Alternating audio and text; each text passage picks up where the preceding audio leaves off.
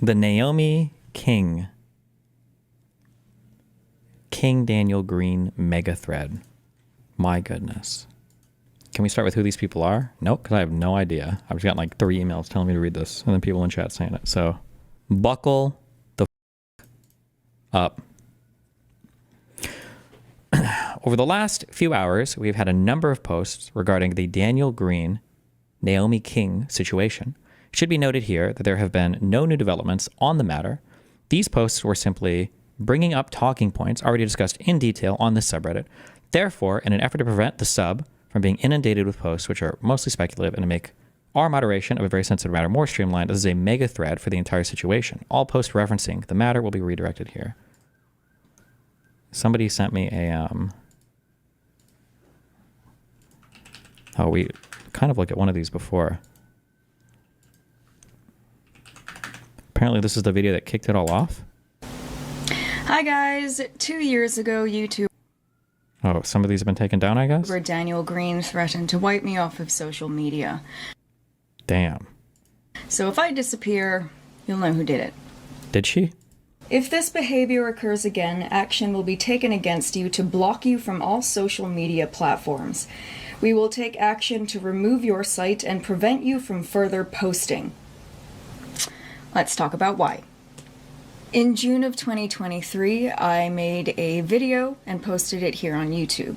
It was titled, A Conversation About Manipulation, Consent, and Assault. It was a general video on, just a discussion of consent and assault and all that. In it, I gave a very brief and vague personal example. I said that Can we at least 1.5 it? Just for you, buddy. Had a friend turn out to not be a friend, and that he assaulted me, and that I had been in contact with a person who said he assaulted her. Again, I did not identify who I was talking about at all. I did not say what this person's name was. I did not describe what they looked like. I did not describe where they lived, where they were from, what they did for work. Nothing. 8 days later, I received a cease and desist from Daniel Greene's lawyer. Damn. Threatening me with a lawsuit, demanding that I take that video down in 24 hours, or they would sue me for slander and defamation. They would bury me under legal fees, and they would wipe me off of... Damn, 24 hours cease and desist.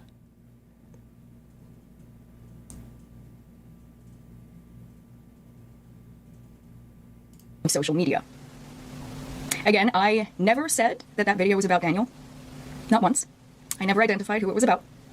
I go to Vegas often to get tattooed. Daniel knows that. In fact, that was something that I said to his lawyer. I told his lawyer, I go to Vegas often to get tattooed. Daniel knows that. If he thinks that video is about him, that just says something about how he views his own behavior.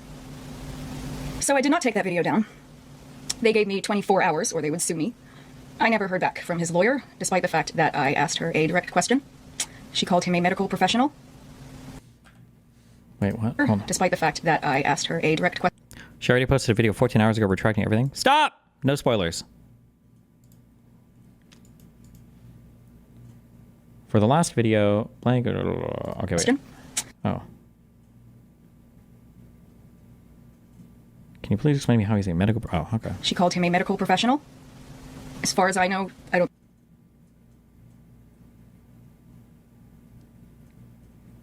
Okay. Does anybody know when she posted this whatever video a year ago, were people in the comment section like identifying him, or did this literally just like come out of nowhere? I think he's a doctor. I'm assuming that was a typo, or they forgot to remove it from the template. You should watch the first video before this one. Well, it sounds like that first video, there was only a small segment that even mentioned him, but not even directly, but just like the situation. So what is the... I don't think we need to watch that whole first video. No one knew? Okay. I sent this cease and desist to someone, and she's read a lot of them in her life, and she said that this was one of the most aggressive cease and desists she had ever read in her life. She also said that if she hadn't known what this was about, she would have thought it was a cease and desist in regards to a bad review on Yelp for a doctor. Because they brought up Yelp like 8 times. They didn't want me talking about him ever again. But again, I never said that video was about him. Now, they also accused me of harassment and invasion of privacy, which I'm not afraid to address. I have nothing to hide. After what he did to me in Vegas, I reached out to his partner, because I needed her to know that what had happened, I didn't want. I know what it's like to move country for somebody and then find out that they're a lying, cheating piece of shit. I needed her to know that I didn't want it. I needed her to...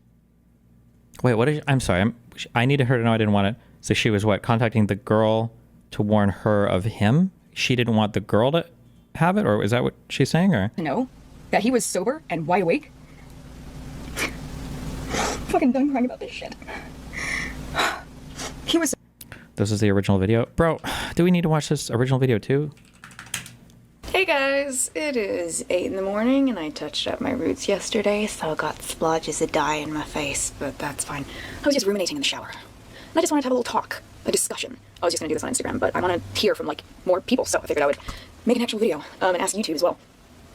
I genuinely feel like manipulation and intent and all that should be included in the conversation of assault. For example, about 2 months ago, I had a friend turn out to not be a friend because he did shit I didn't want, he coerced me, all that. He basically went home and then was like, you've been the worst to me, and then blocked me and hasn't spoken to me since. Went home and what? Shit I didn't want, he coerced me, all that. He basically went home and then was like, you've been the worst to me, and then blocked me and friend because he did shit I didn't want, he coerced me, all that.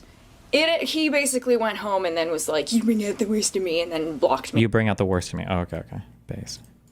And hasn't spoken to me since.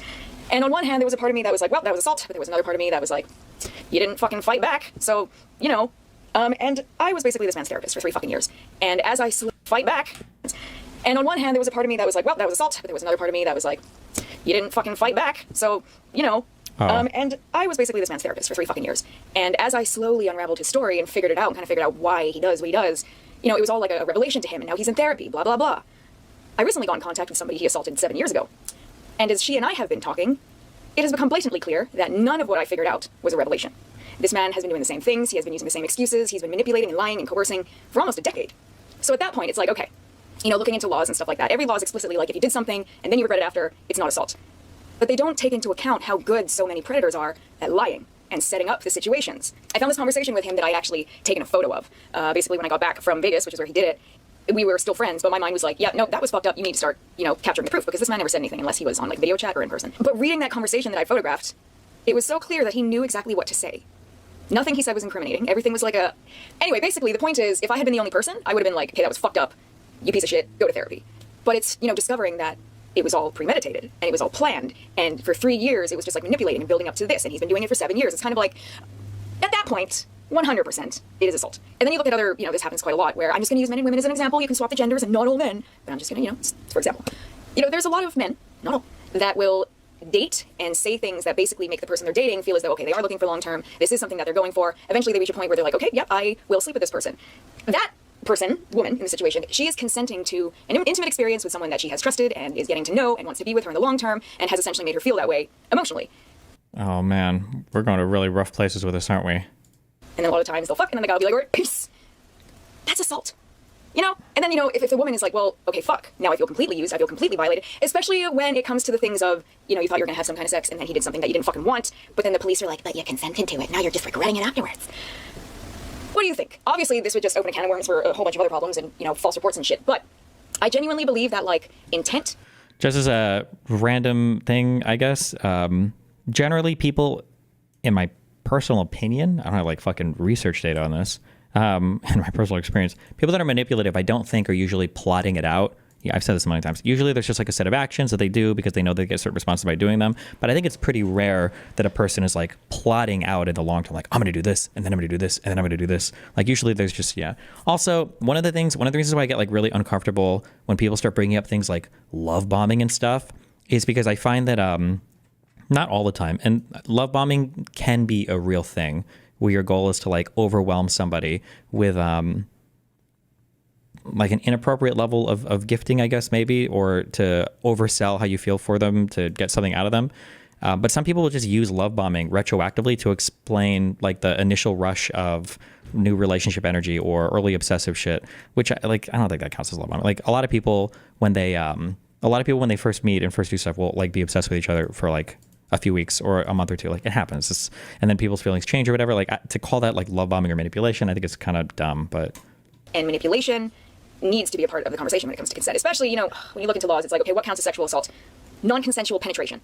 If you look into the laws in Nevada, in Vegas, it is only assault if there was penetration. Otherwise, you have to file under... I feel like most of these laws have changed at this point. It doesn't have to be penetration for it to be assault now. grossness and lewd behavior, but that's basically if you whipped out your dick in public. Like, so you have to either be flat out assaulted, and then there's no other middle ground. I'm fine, as fucked up as it was, and it did make my PTSD go through the roof. And that's another thing. Obviously, anyone watching this that's kind of been through some fucked up emotional manipulation, that leaves you with PTSD as well. You know, it's not just the physical assault that fucks people up. It's the emotional assault. And like so many people consent to things that they didn't actually want. They just did it for the person that they were interested in, and they were like, this might go somewhere. And then if that person was actually a predator, chances are they did shit that you didn't really want, left you feeling kind of skeezy. You're like, you know, maybe this could be okay if they like apologize, and then they're like, all right, peace. And you're like, oh, okay. Feel like I was assaulted, but I can't call it that. People are fucked up. Anyway. Do I want to play?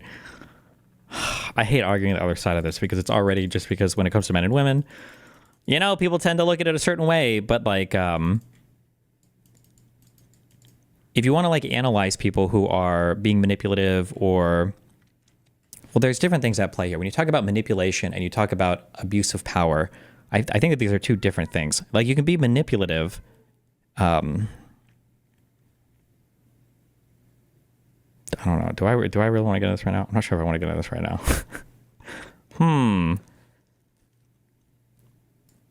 This is all I'm asking. Assume everybody's above age. If a student fucks a teacher to get an A on the test and the teacher gets fired, does anybody ever talk about forcing the student to retake the test, or do they just get to keep the grades? That's what I'm asking. Anybody know? Anybody know the answer to that? Anybody? What is the answer to that question?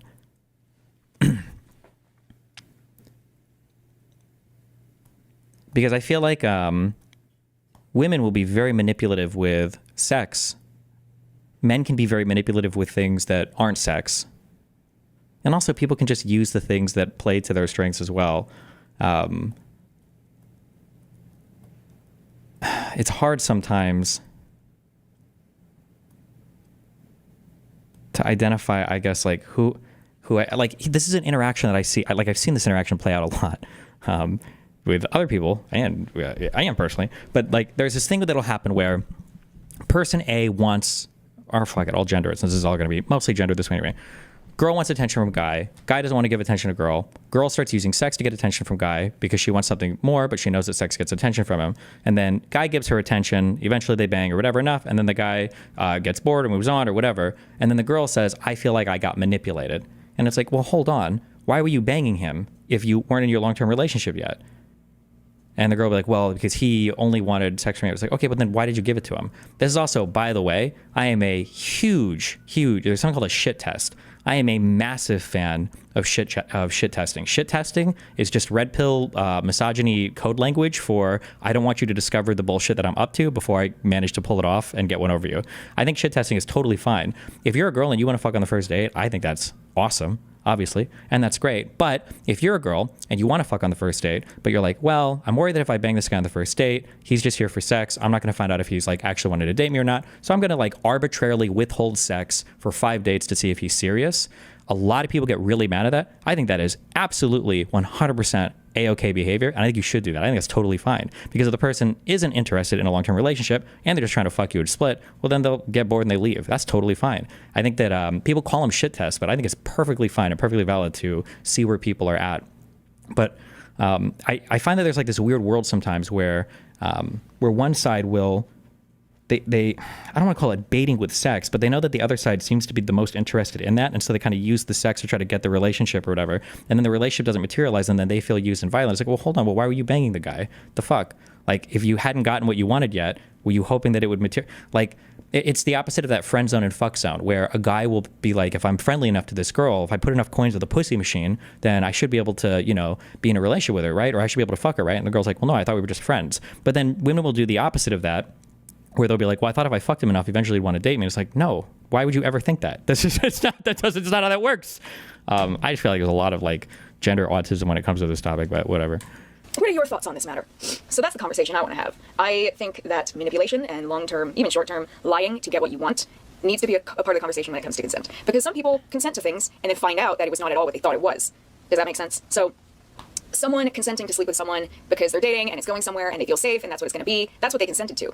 If that person then has sex with them and is like, if that person then has sex with them and is like, all right, cool, that's all I wanted, you're an idiot for believing my lies, they didn't consent to that. And I'm not saying that's what happened to me, but like just an example, there's a lot of people who have been through this. So for anyone that has experienced this, what do you think? Obviously there's more extreme cases. You know, for some it's like, yeah, that happened, but it wasn't so bad. And for some it's like, yeah, no, I felt completely manipulated and lied to and assaulted and it's been following me and I can't describe why because people tell me it's not assault. You know? Anyway. One thing that's really hard for people to get to is that like things can be bad without also being the worst thing ever. Like it is possible that bad things can happen, but it's not actually the worst thing ever. But anything involving sexual relationships or anything about that. And then, yeah, people want to use like the most charged language possible, but I'm running out of battery, so that's perfect timing. Let me know. What do you guys think? Destiny, there does seem to be a gap between assault and good/acceptable conduct that is difficult to talk about sometimes. So I think she has a point there. I agree with that for sure. I actually tried to think about this like as a thought experiment. I think it's a really interesting question to think of. When would we say that there's been like I don't know if you'd call it rape has occurred, right? So let's say, for instance, you tell somebody like, oh yeah, like like the prince like, oh, you have an STD test, and the guy's like, no, or yeah, I do, I'm clean, and he has HIV, and then he fucks the girl. Like, would people consider that like assault? I don't know. I think people, it's really close, if not over the line. Stealthing, right? Pulling a condom off in the middle of fucking, I think people would consider that at least assault, right? Having sex with somebody who's we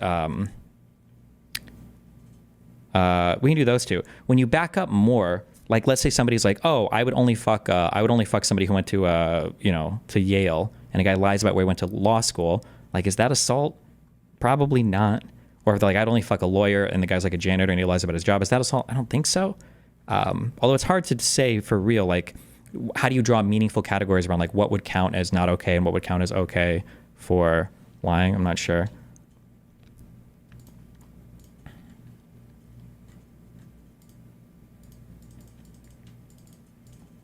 For 3 years, he knew what he was doing. He knew what he was doing.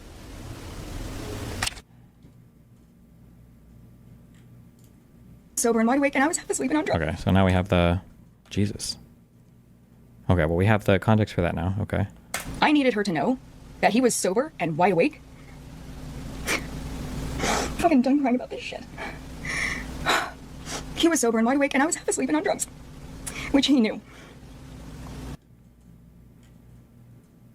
And then, so this was just posted like a week ago, right? Why is she posting this from now? Dope, I'm going to try and explain.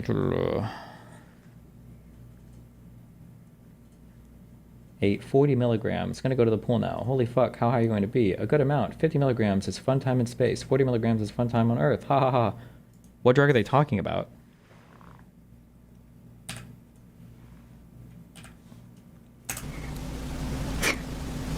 Fucking done crying about this shit. He was sober and wide awake, and I was half asleep and on drugs. Which... Weed, look at the bottom left of the frame. He knew. Oh, I see. I was just reading. Sorry. I've been taking 40 milligram edibles every 2 hours the entire day. Jesus Christ! Because it was 420. Okay, that's a... Oh my God. Okay. Holy shit! Can this person even get high anymore? I had arrived in Vegas in the morning, and I spent 420 just getting baked by the pool, taking 40 milligram edibles all day. Because it was fucking 420. I went to sleep because his flight was going to land late in the evening, and it would be about midnight before he would arrive. I specifically asked him to bring coffee if he... That's not that extreme if you're an everyday user. If you smoke a decent amount every day, sure, that's a lot of edibles. I think even to people that regularly smoke, unless you're smoking like every morning, every night, I feel like 40 milligram edibles every 2 hours, I feel like that's a lot of edibles. That's a lot of weed. Holy shit. And it would be about midnight before he would arrive. I specifically asked him to bring coffee if he wanted to stay up and talk. Could you buy iced coffee or something at CVS in case we want to stay up and talk? I'm going to try and sleep now. Had a big dinner. Works for me. Okay. This was before... Oh, this is after she got the cease and desist. Oh, damn it. She's going full steam ahead. She said, she said, sue me, motherfucker. Okay. Specifically asked him to bring coffee. He said, nope, let's just sleep. We'll hang out in the morning. He turned up at midnight, sober and awake, and pressured me, half asleep and on drugs, into sexual things that he and I had agreed beforehand would not happen. I repeatedly asked him if we could just sleep and talk in the morning. I was halfway through a sentence when he pushed me over and shoved his tongue in my mouth. He repeatedly tried to stick his penis in me, saying, come on, just a kid. I repeatedly pushed his penis away, saying, I'm not having sex without lube, I'm not having sex without lube, I'm not having sex without lube. Because I have medical conditions, one of which is idiopathic hypogonadotrophic hypogonadism. It can make sex very painful for me. I cannot self-lubricate or stretch, which he knows. He kept trying to shove it in me. Wait, this is almost 2 years after she got the cease and desist. Oh, holy fuck. Wait, really? Wait. The date, what was the date of this video that we're watching right now? This is a re-upload. Was this uploaded within like a week ago? I feel like that's when we saw this, right?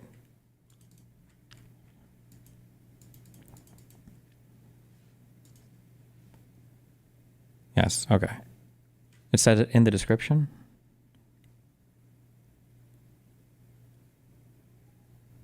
Oh, uploaded February 10th. Okay. Wait, why is she bringing up this if the cease and desist was 2 years ago then? I'm so confused. Okay, whatever. Pushing his dick away, just repeating, I'm not having sex without lube, I'm not having sex without lube. Jerking off onto me, moaning about how long he dreamt about it. It was fucking disgusting. The shit he said. I was half asleep and on drugs. I didn't fucking want it. He told me he wanted to take me on a friendship trip. He told me he wanted to spoil me as a friend. We agreed beforehand we were just friends. He turned up at midnight and immediately went against his word. I didn't have time to fucking think. Anyway, I reached out to his girlfriend because I felt like shit. And I know what it's like to be cheated on, and it fucking sucks. She replied and asked me... Wait, what? Wait, what? This is such a weird... Wait, what? The fixation on it is weird. Like, I dated this guy, and he beat the shit out of me. He used to take a barbed wire fence and saw into the fatty tissue of my leg, and he would cut me up, and it was so horrible, and I had to go to the hospital multiple times, blood transfusions, and then I saw that he was dating someone else, and then I messaged her, because I wanted to know how horrible it was when people steal food out of your refrigerator. Like, I feel like why would you contact her about the cheating? That seems like the least of the stuff that we were just talking about, but okay. I feel like the rape is assuming that everything happened as she said. I feel like that'd be the bigger thing, but okay. Went against his word. I didn't have time to fucking think. Anyway, I reached out to his girlfriend because I felt like shit. And I know what it's like to be cheated on, and it fucking sucks. She replied... Because that's the thing relevant to the girlfriend? Oh, hold on. He was dating... Okay, sorry. I don't have the dates for this in my brain at all. So he was dating another girl. That's... Okay, never mind. That makes way more sense. Okay. During this incident, he wasn't with her. He was with his girlfriend, and Naomi was the flame. Gotcha. Okay. Lied and asked me for the truth. She asked me for the truth. I was at the airport when I received truth. Naomi, for 2 years, what exactly went on behind my back between you two? I would like to at least hear your words, too. Okay. She asked me for the truth. I was at the airport when I received that message. I headed home to send her the truth. By the time I got home, she had asked me to leave her alone, which I completely understood. So I respected that, and I left her alone. A handful of days later, she reached out to me again to call me a vile, despicable human being. I feel like I finally know the full truth. You both are vile, despicable human beings. To do this to another person over years, I'm revolted by the mere sight of you. It was that message that made it very clear to me that she had been asking him for the truth, and he was still lying. There's no way in fucking hell you do that to me and then use me as a fucking scapegoat. We were not having an affair. He was begging me for one. I talked him down from cheating multiple times. It was always the conventions that got him. Oh God, not the gamer conventions. Or I guess the book conventions? Okay. One of the, or at least I hear this repeated a ton, or I guess I see it in the relationship subreddit, is one of the big fears is if a guy or girl is trying to cheat with a friend, if the friend tells the guy or girl that whose partner is trying to cheat with them or whatever, is you run the risk of the guy just believing the guy or the girl believing the partner, and then you lose that friend. That's apparently it's a common experience. But Jesus Christ. Fucking disgusting. So, because she had once asked me for the truth and made it blatantly clear she had been asking him for it and that he was still lying, I sent her 8 pages that I had written, because this is how I fucking deal with shit. If I have something to say with somebody, I write it down and I make them listen. Because this is how I fucking deal with shit. If I have something to... I have done this for friends and family. If I have something to say, I get it down and I make them listen. Say with somebody, I write it down and I make them listen. This was written and read to Daniel weeks before all of this. 8 pages. 1.5 pages of this was me calling him out for the way he had been treating me for 3 years. And 6.5 pages was me calling him out for his behavior in relationships and all the shit that he had been saying and... Destiny, I can see that happening. You think you have a trusting friend until they're in love with someone. Well, if the partner's cheated for the first time, then the reason why is because it's easier to believe that your partner didn't cheat and the friend is lying because they're jealous or whatever than to believe your partner cheated. So some people will just buy that instead. That's a... Damn, she's just ripping out one message there. She's got 8 pages written here and she just pulls out one non-time-stamped, okay, based, okay. Pages was me calling him out for his behavior in relationships and all the shit that he had been saying and doing behind his partner's back for 2 years. I had proof that I fucking fought for her. I had proof that I fought for their relationship. I begged him to fucking talk to her for 2 fucking years. Is she saying he raped her and then they continued a relationship for a long time after? She made it sound like she got raped and then told his girlfriend that she had sex with him and now is trying to spin it like she told... Well, no, I mean, it sounds like he didn't quite get it inside of her. I think that's what I took from her story, but he was trying or pressuring her a lot, but they ended up not doing anything. And then she went to tell his girlfriend and then she hated her for it, I guess. Or hates them both. He jerked off on her. Okay. Only to have him lie to get me alone, pressure me into sexual things that he agreed wouldn't happen, and then go home and use me as a scapegoat. She wanted the truth. He was still lying. He said she deserved to know everything, okay? He said she deserved to know everything. Okay, Jesus, we got the fucking CIA over here. Okay. Publishing redacted intelligence reports. She deserved to know. Has somebody... Oh, wait. She didn't even... Wait, did she do this improperly?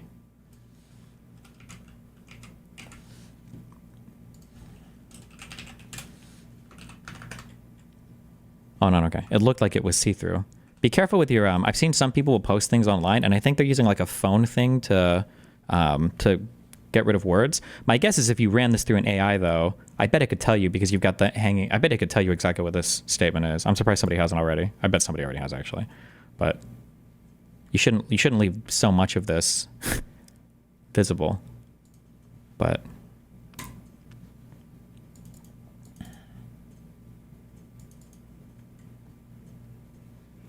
She deserved to know. My God, you didn't deserve this. I fucked up. I started acting like the voices in my head tell me I am. Oh, I love when people are texting like they're in a movie. Hell yeah.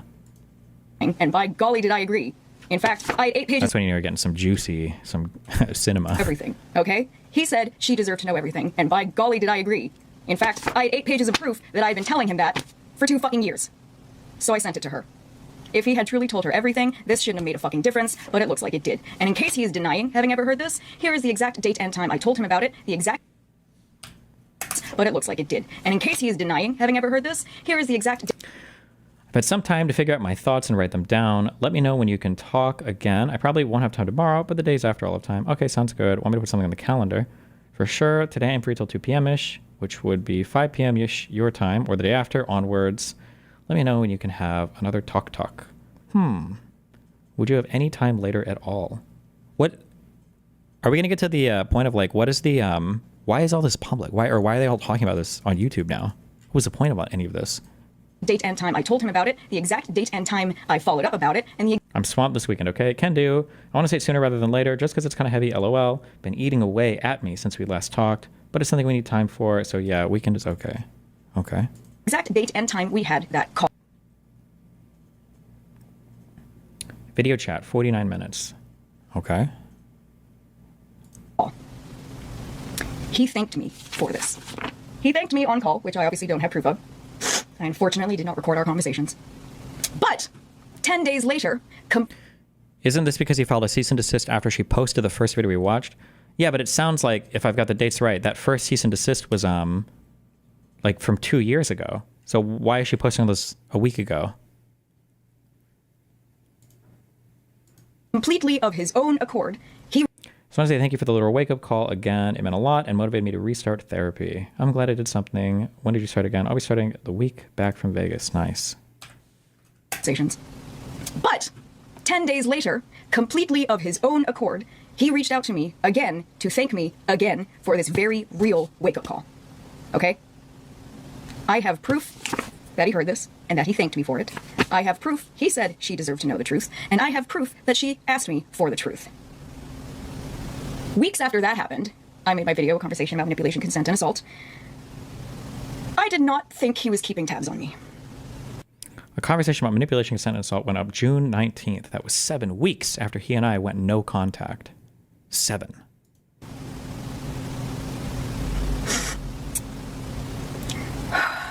At the time I received the cease and desist, I was already going through something. I was already dealing with some trauma. Oh, and by the way, he knew that I already had PTSD from previous trauma. I was already going through some shit. But this made it so much worse. Finding out that someone who hurt you is keeping tabs on you and watching you, even though they blocked you. I kept that video fucking vague, and I did it. So he said all of these messages are before he allegedly assaulted her. That happened on 4/20, and these are from March/early April. Okay. I don't know if that matters or not, but that's a chat. I really want you to know that. On purpose because I didn't want to start shit. I never said it was about him, and I'm not saying that it is. What I am saying is that he said it was about him, and that he threatened to sue me if I didn't take it down within 24 hours. But I left it up, and it's been up for almost 2 years. I know people are going to ask me why I didn't say something earlier. I wasn't ready. I mean, fuck, I thought I was ready, but I Jesus Christ, I guess not. What is the goal? I don't understand this. Maybe I'm just not enough of the Zoomer age. People asked me when I was going to talk about this, why? Why do you, what is the, like, why? Like, finally, now I need to say my piece publicly and everything. Like, why? What is the point? But I have to do this. I have stayed silent for almost 2 years, and that silence has not been good for my mental health. I don't think I will ever truly know peace if I allow him to silence me. Okay. And in case you're wondering if there have been any allegations against Daniel, there was. Uh-oh. He told me about it. That's the only reason I know about it. He's a rapist. He raped me in the summer of 2016. He's a YouTuber now with hundreds of thousands of followers. Please do not follow him. He uses social justice issues for his own gain. As a white, straight man. Oh no.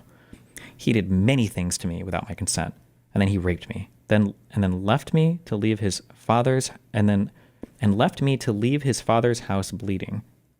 Fuck you, Daniel. Fuck you, fuck you, fuck you. Feel free to reblog honestly. I don't care anymore. I can't handle holding it in. Wow. He told me it was false, and that there's no way it could be true because he wasn't there at the time. Turns out he told Discord something different. Oh no, not the Discord rooms. It's never good when Discord's involved. Does this sound like a fake cry to you? I don't know. There's no way you can ever tell if somebody's fake crying. I don't know if this person sounds when they're normally crying. No, everybody's like, oh, fake cry, fake cry. I don't know. She could legitimately be crying. She could legitimately be lying and legitimately crying. There's no way to just know if somebody's fake crying. I don't know why everybody pretends that they can like, oh, I know 100% there's a fake cry. Well, how can you possibly know that? That's the only reason I know about it. He told me it was false, and that there's no way it could be true because he wasn't there at the time. He told me it was false, and that there's no way it could be true because he wasn't there at the time. Turns out he told Discord something. Wait. Some random Tumblr just accused me of rape at a time when I literally could not have been in that state. I think unless it blows up, I'm going to try and let it get buried. True, because he wasn't there at the time. Turns out he told Discord something different. What did he tell Discord? I can categorically say this is false. In 2016, I was living in Ireland from late summer to the end of the year. Before that, I only saw my dad for a couple of weeks out of the year, and he was there the whole time because I was visiting him. This is someone taking what they know about me and trying to push it into something. I literally have receipts. I was either literally not where my dad lives or with him because I was visiting him. Wasn't really looking to have sexual encounters while visiting my dad in Nashville. Damn, he hates some southern women. He was there, but he was only there to visit his father.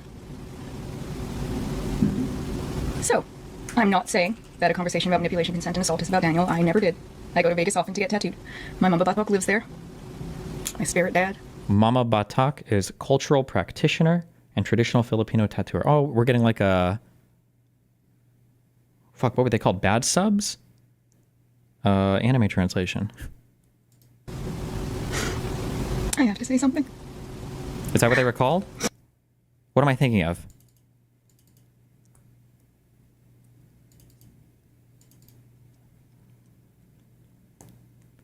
Horrible subs. Oh, those are the people who used to, when they would sub anime for fans, they would put like, they'd leave a word in, but then they would explain what the word means. I want to fucking breathe again. Oh, fucking Jesus, I thought I was done crying about this. If he did the things that I mentioned in that video, then that would mean it's a pattern. And if I woke up one day and saw another allegation somewhere, I would never forgive myself for saying nothing. Because Daniel likes to take his friends traveling. Uh-oh. I wonder if they'll sue me over this. I'm not saying that other video's about him. I never did. This one's about him, and all I'm doing is sharing the cease and desist. All I'm doing is sharing the fact that he was keeping tabs on me even weeks after our friendship ended. 7 and weeks. that he watched my video, and that he said it was about him, even though I never did. And that he went to a law firm and told them it was about him. And that he sent a lawyer after me to bark like a fucking dog and threaten me into silence. He threatened to sue me. He threatened to bury me under legal fees. He threatened to wipe me off of social media if I didn't take that video down in 24 hours. After I got this, anytime I got an email, it's gonna happen again, I guarantee you, anytime I saw that little notification on my phone, my stomach would fucking drop. Because I was fucking terrified. And it was his lawyer, again, coming after me to threaten me for something else. I spent a good year of my life looking over my shoulder, wondering what I couldn't say. Because apparently, if I talked about my life and the things that I have been through... Cutting crying in the video is wild. Nothing will ever be as absolute cinema as that one girl that accused Gus of breaking up with her after her abortion or whatever, of her plugging that ad at the end of that video. That was the most cinematic thing you could ever do. You know, even if I never say who the fuck it was, apparently he was going to come after me for it. Sorry, not apparently, confirmed. That's going to happen again if I post this. But I want to feel okay again. And I don't think I ever will if I let him silence me. I will not let him silence me. And I will not let him bury this the way he likes things to get buried. Wow. I think his followers deserve to know what kind of a man he is. Because as his own lawyer said, he's done a good job building a positive reputation as a medical professional. The kind of man he is when the cameras are not rolling. He's a liar and a cheater. He is a vile, despicable human being, and those words come straight from the mouth of his own partner. Damn. I don't know if they're still together. I'm not looking him up. I never want to see his face again. The first thing I did when our friendship ended, I went to YouTube, I clicked on an icon of his video, and The ukulele apology video was also pretty cinema. I don't even know what that drama was about, though, so I didn't know. I couldn't appreciate it as much. I'm sorry. I want to see his face again. The first thing I did when our friendship ended, I went to YouTube, I clicked on an icon of his video, and I hit do not recommend channel. Because I never wanted to see his face again. But it turns out he was keeping tabs on me. Daniel is a vile, despicable human being. And the kind of man who would pressure one of his own best friends into sexual things while he's sober and awake, knowing very well that they are half asleep and on drugs. He is the kind of man to keep tabs on them, watch their videos, and hire a lawyer to try and threaten them into silence. He is the kind of man that would threaten a lawsuit, legal fees, and social media eradication over a video in which I never identified who I was talking about. That's the kind of man he is. I am done being silent. I don't know what's gonna happen. I can't wait to get to his video. I'm so curious why he would ever send that cease and desist. If I disappear, you'll know who did it. Jesus Christ. I don't fucking know. Maybe I'll receive another cease and desist. I wonder if he'll go with the same lawyer. She called him a medical professional. This was the revised version. It was titled Revised Cease and Desist. But they threatened defamation on a video that never said it was about him, and they called him a medical professional, and she accidentally sent me a blank email half an hour before the real one. So he might go with someone new. 4/20 of 2023, I spent alone in Vegas by the pool. Before Daniel arrived. 4/20 of 2024 was this. Happy anniversary to the day one of my best friends pressured me into sexual things I didn't want to do while he was awake and sober and I was half asleep on drugs. Happy 4/20. Oh, she posted this way back in the day. I wonder if maybe she'd posted enough vague things about it, and maybe he sent the cease and desist to get ahead of it. Maybe.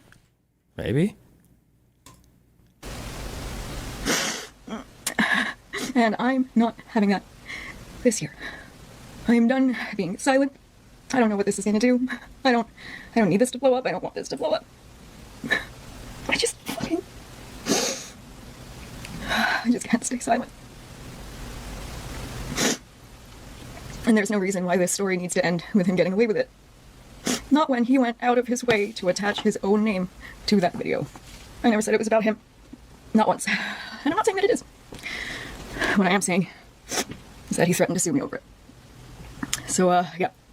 If I disappear, you'll know who did it. I will not let him silence me. I will not let him bury me. Did I look at the Zizian cult thing earlier? Wait, Zizian, the Path of Exile guy? No. Does he have a cult? Oh. Or is that Zazarian? Am I mixing the names up? No, not him. Oh, okay. Pause if you want to. I clicked the links at 2305. Corrine M. Mullen, I'm sorry. ESQ.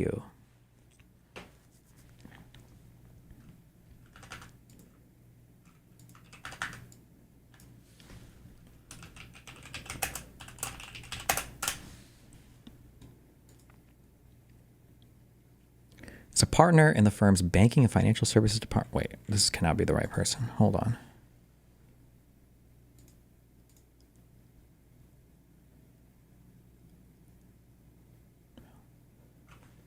This person.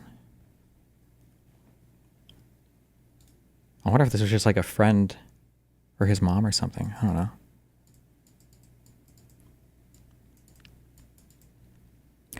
Is it legal to allege someone has raped you without pressing any charges, just constantly over and over accusing and continuously bringing it up to passively disparage someone? If they're a public figure, you probably can get away with it. If it's a private person, I don't know if you could. I don't know how that works because I'm not a private person, so. This law firm represents Daniel B. Greene in an action for libel, defamation, and invasion of privacy, including punitive damages, attorney's fees, costs to be commenced against you immediately. If you are represented by legal counsel, please direct this letter to your attorney immediately and have your attorney notify us of such representation. This firm intends to immediately file suit against you in a defamation and invasion of privacy lawsuit arising from your statements by Daniel B. Greene and his partner in 2 videos you have sent to Mr. Greene and his partner appearing below.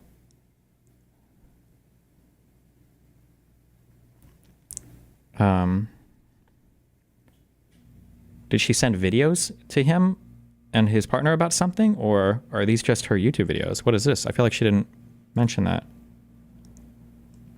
We are also in possession of direct communications between you and Mr. Greene indicating the falsity of your allegations. We intend to present those, or these, in the action against you and in our effort to remove you from your platforms. More specifically, the statements in these 2 videos are highly defamatory and subject you to a claim of libel per se and invasion of privacy. When proven at trial, you will be asked to pay compensatory damages, punitive damages, and attorney's fees for these statements.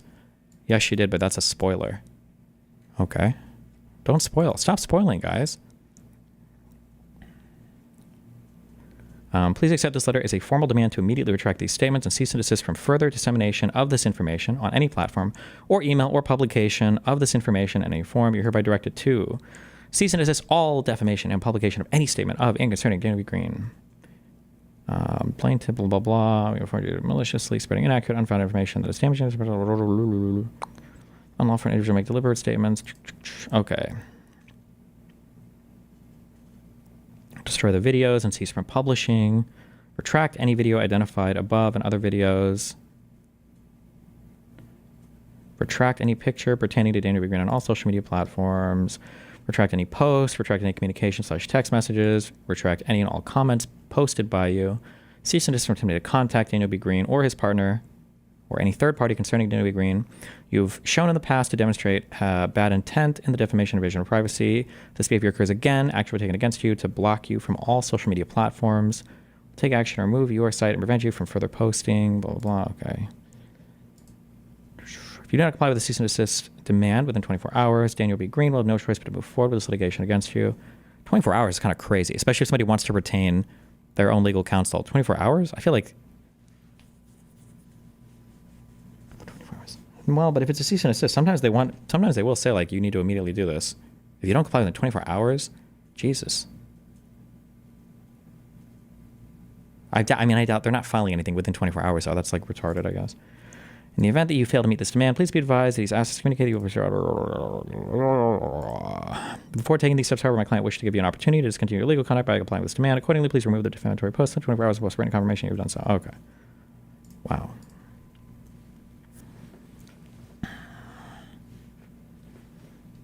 Oh, wait. What is this? Okay. We got more stuff. The first link was when I first reached out. Nothing remains of the first two links, but I wanted to click them for you anyway, so I don't have to deal with people saying, why didn't you click the first two? The first link was from when I first reached out. Well, what was it? She was sending them videos of what?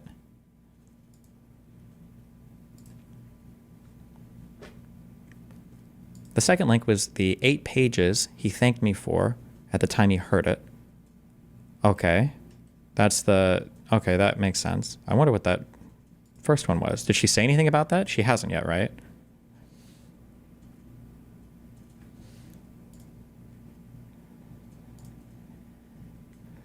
If you think something is defamatory and you offer a 30-day notice, how defamatory is the content in the first day? I don't know what you mean by that. Generally, usually you just give the other person time to comply, basically, right?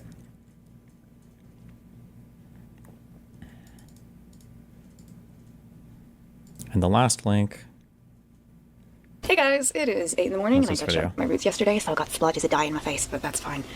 I meant first place, obviously. I mean, it depends on where they're posted. It depends on how it's going. Yeah, I guess usually you want them to comply immediately, sure. I was just ruminating in the shower. Okay, I'm back on another day to finish this. Hi. Let's talk about day number 2. Okay. Okay, I'm just gonna force myself to talk through the tears, because otherwise it's just gonna take too long, so forgive me. Okay. Day number 2. We went for breakfast, and over breakfast, we discussed the fact that it never should have happened, and that we were just friends, and that it was never going to happen again. We had that conversation over breakfast. After breakfast, on the way back, he stopped by an ATM, and I told him I didn't want his money, because he said he wanted to spoil me as a friend, and... We're not Vegas. I want to take you on a friend trip and spoil you. Okay, this is just one message, but okay. He said, no, I promise you, just friends. It never should have happened, never happening again, just friends. I told you I wanted to spoil you. Right, this was a last-minute tattoo appointment. It was last minute. My mom Babathok said, I have a cancellation for tomorrow. Do you want a spot? And I said, oh my god, yes, I'll ask my friend, but to be honest, his opinion doesn't matter. I want to get fucking tattooed. So the appointment... How often do you have breakfast with people who raped you the night before? Okay, 2 things. One, she didn't say he raped him. She said he jerked... I don't know if she said yet that he jerked off on her, or if people are spoiling. But also, secondly, for people that do get taken advantage of sexually, whether it's rape, sexual assault, or whatever, there can be a ton of conflicting feelings in a person's mind about somebody who has assaulted them, such that there's a whole host of behavior that a person could engage in afterwards. Oh, she did say that he jerked off on her? Oh, okay. Like, a person could get sexually assaulted by somebody and never want to see them again ever, and like literally get PTSD if they hear the fucking name. Or a person could be assaulted by somebody and be friends with them or date them or whatever for the rest of their lives because they either 1, they processed it and got over it very quickly, or 2, they have repressed it, or 3, they are like blaming themselves for it, or 4, they just try to like, I guess this is the repression, like put it out of mind and don't think. Like, there's a whole host of different coping mechanisms that people can employ so there's a whole host of behaviors a person can partake afterwards. You can't evaluate whether or not somebody was genuinely hurt by somebody just based on the behavior that they take the next day or how they treat that person. You can never make a determination like that. Appointment was at 4. We got back to the hotel. I went to the pool. He stayed in the hotel room for hours. I stayed by the pool, eating edibles. Eventually he came out, we hung out there for a little bit, and then I had to go to my appointment. And he was going to come with. So we went back to the hotel room. And as soon as we were alone again, guess who went back against his word? As soon as we were alone again, he started pressuring me all over again. And I said repeatedly, we just talked about this over breakfast. We just talked about this. We just said, we're just friends. Never happening again. Shouldn't have happened. And he kept saying, oh, what's the difference? Nobody did it once, nobody did it once, what's the difference? I had a fucking tattoo appointment. I had somewhere to fucking be. Spoil You is literally in every sugar baby profile. He could totally be in the wrong, but that's such an obvious red flag. You guys will assume so much. It just drives me insane. Like you have no idea how he ordinarily texts. That could be the biggest red flag in the world, or he could just like talk like that. There might be things like you have no idea. You'd need way more context to be able to make that understanding just from that message. Both times he jerked himself off onto me. Except the second time, it was worse, because he also shoved his dick in my mouth. Jesus. I remember my mouth was so fucking dry from the edibles. Felt like a fucking carpet. I'm sorry. And it was all so fast. He came all over my buttock, which is sacred, and was given to me for sexual healing because of things that I have been through in my past.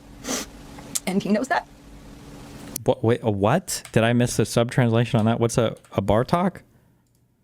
Sexual healing because of things that I have been through in my past. And he knows that. Her buttock? Like one butt? Oh, it's one of her tattoos. It's a sacred tattoo. Okay. And then I went to my tattoo appointment.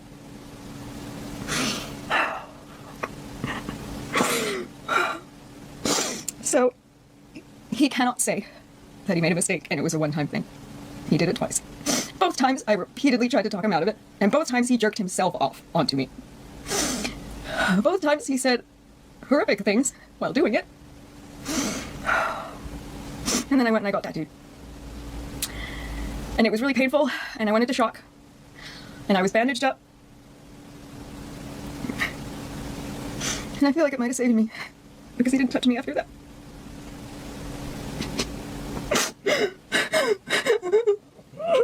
Wait, what? And I feel like it might have saved me, because he didn't touch me after that. And I feel like... And I feel like it might have saved me. Oh. Because he didn't touch me after that. Okay. If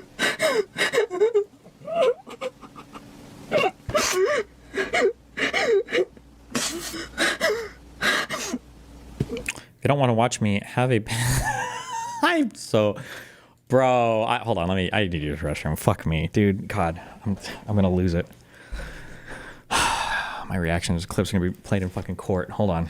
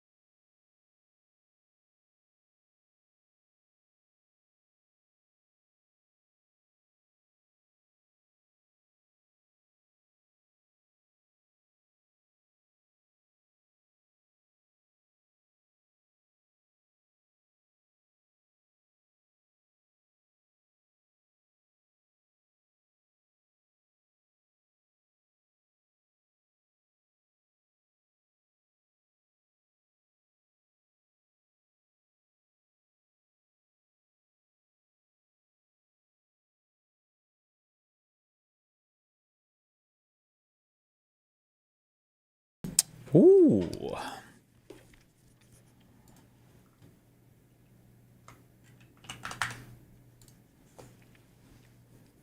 Wait, did she really have a 5-minute panic attack in a YouTube video? I was going to cut this out, but this is the reality of PTSD. He knew that I already have PTSD.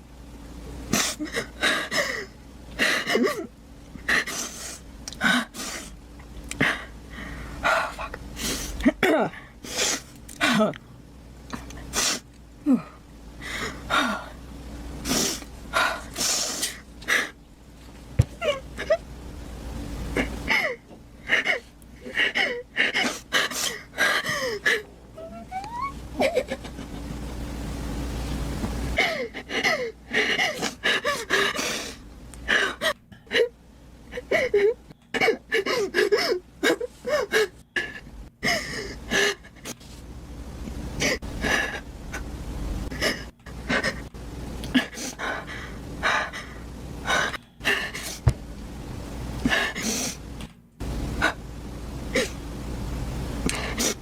Is this performative or is she really blaming? I've heard so many different descriptions of panic attacks. I don't like to comment on them. I don't know. Because I've had panic attacks before.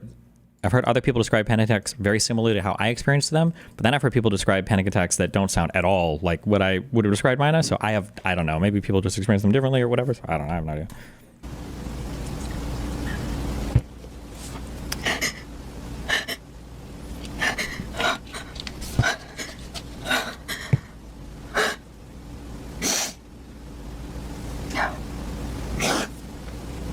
Okay.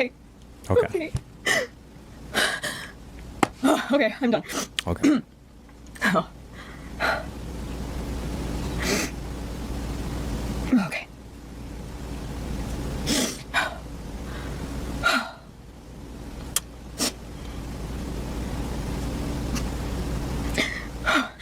Oh, no, not doing it.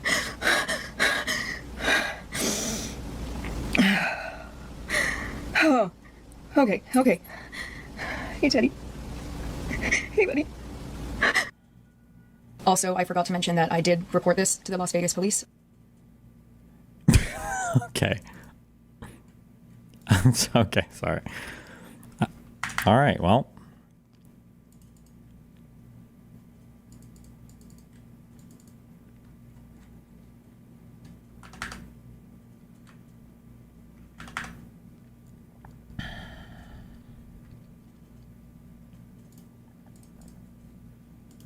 All right, we have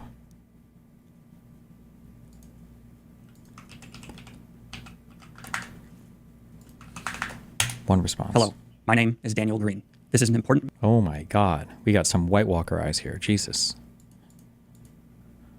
message in response to various false allegations made against me by Naomi King of alleged sexual assault in a campaign launched on YouTube and more. Let me be clear. I had consensual sex with Naomi King. Yes, it was an affair that my then girlfriend and now fiance took several years to move on from. I also have clear and convincing evidence to prove everything was consensual. Myself and my team are now planning to sue Naomi King in a court of law. The communication... Wrong order?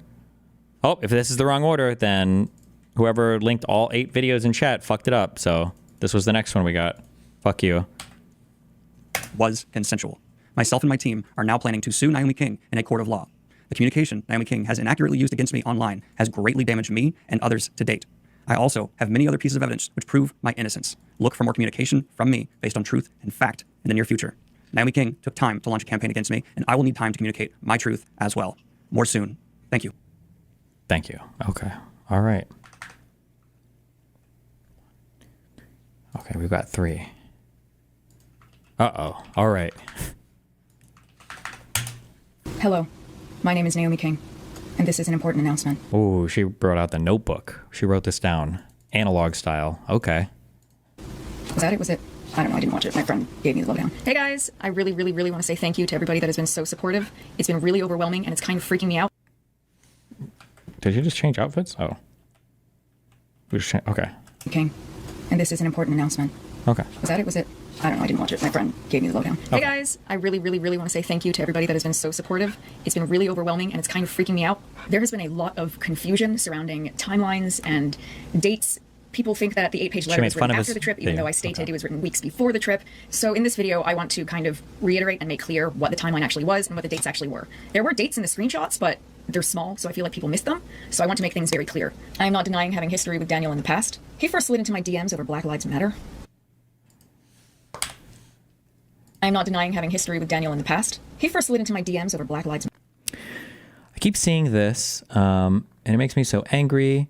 People of color have peacefully protested for a generation. Hell yes, they are justified in what they are doing today. Fucking racist boomers couldn't even stay inside for a pandemic. Now they want murder to go unpunished. Sorry to really vent. Just thank you for sharing that. It needs to be said loudly. Were they both like popular people on Instagram, or people see what they want to see and will ignore everything else? I was about to say it's frustrating, but it's deadly. So many lives lost. Spending is awesome. Yeah, they're both YouTubers. Okay. I don't know why we are posting this, but okay. Matter. Even wrote a couple songs about the dude in the past, but these were from long before we hung out in Vegas. 'Cause I can't have you, your girlfriend, maybe one day. Okay, I feel like I don't know if we needed the titles or the lyrics to these, but okay. Jesus Christ, kill me. All right, well, let's go. Read the lyrics. No, you know what? I'm good. I'm good on that. Want to be best friends? Thought we already were. Crying. Prove it. Here's the context of the I will probably always be a cheater message, because I had some people asking about it. Tell me all your deepest, darkest secrets. I will probably always be a cheater. In relationships or like D&D? The former. Damn, she fucking got him on that one. She gets the collateral early on. Whew. Okay. Is that because you prefer polyamory and ended up stuck in monogamous relationships, or because you like the actual thrill of doing what you're not supposed to do and would rather be in a relationship in which you're not supposed to cheat and cheat? I think I'll leave up, honestly. Okay. All right. Okay, here's... Are we supposed to hate this guy because of the cheating stuff or the rape stuff or what? I don't know why. I know why. It's because people like the attention, but whatever. I don't know why this personal shit or whatever has to be leaked, but okay. You know, I guess it's all based. Okay, here's some dates. January 22nd of 2023 was when he said he wanted to take me on a friend trip and spoil me. And we started talking about travel around then. Okay, I was thinking about your book today. You do sexual tension very well. Okay, we're making advances. All right. Or not Vegas. I want to take you on a friend trip and spoil you. Thought you were busy till May. March is looking like it has openings. I take everything you say with a grain of salt. Ouch. You cannot be surprised. Like, fuck yeah, let's travel. But we both know you'll cancel. Even booking flights doesn't mean anything. Smiley face. Okay, so it sounds like they've tried to plan stuff before and it's fallen through for whatever reason, is what it sounds like. Okay. January 22nd of 2023 was when he said he wanted to take me on a friend trip and spoil me. And we started talking about travel around then. Okay. For all the people who are confused as to what the fuck spoil even means, I'm a sugar baby. Now, he and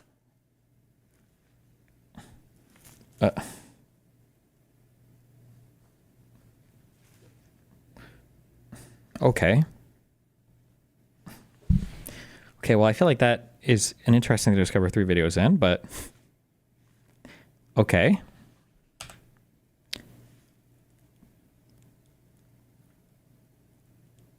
Okay. Wait, when did the rape event thing happen? This was January 2023. That happened in April 2023, right?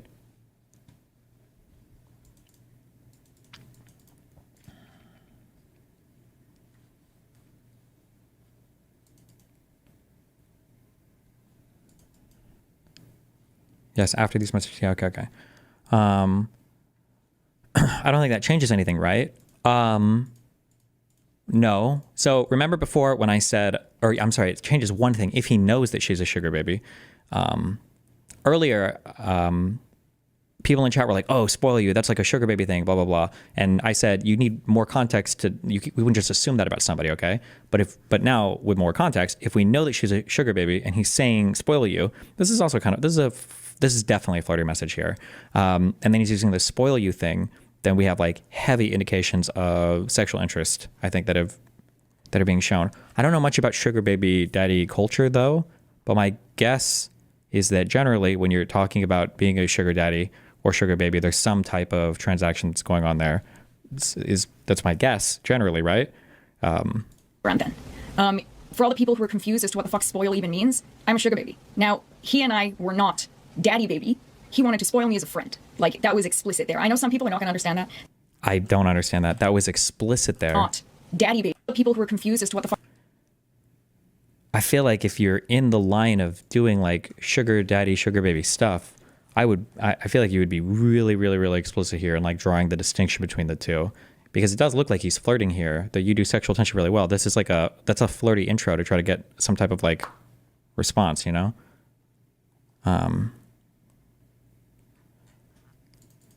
This also feels like, when I say Findomish, this conversation feels like, oh, like, I doubt you'll do it. Like, I take everything you say with a grain of salt. Huh. You can't be surprised. Like, fuck yeah, let's travel. But we both know you'll cancel. I don't know. Maybe not. I might be reading too much into this now, but I don't know. We'll see. Do SB/SD. What is SB/SD? Oh, sugar baby, sugar daddy dynamics always have a sexual component. Not necessarily always, but I think it's like heavily implied. But fuck spoil even means, I'm a sugar baby. Now, he and I were not daddy baby.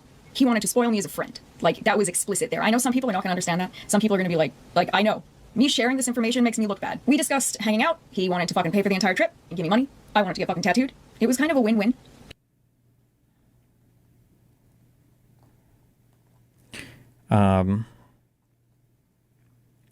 Okay. Okay. Jesus.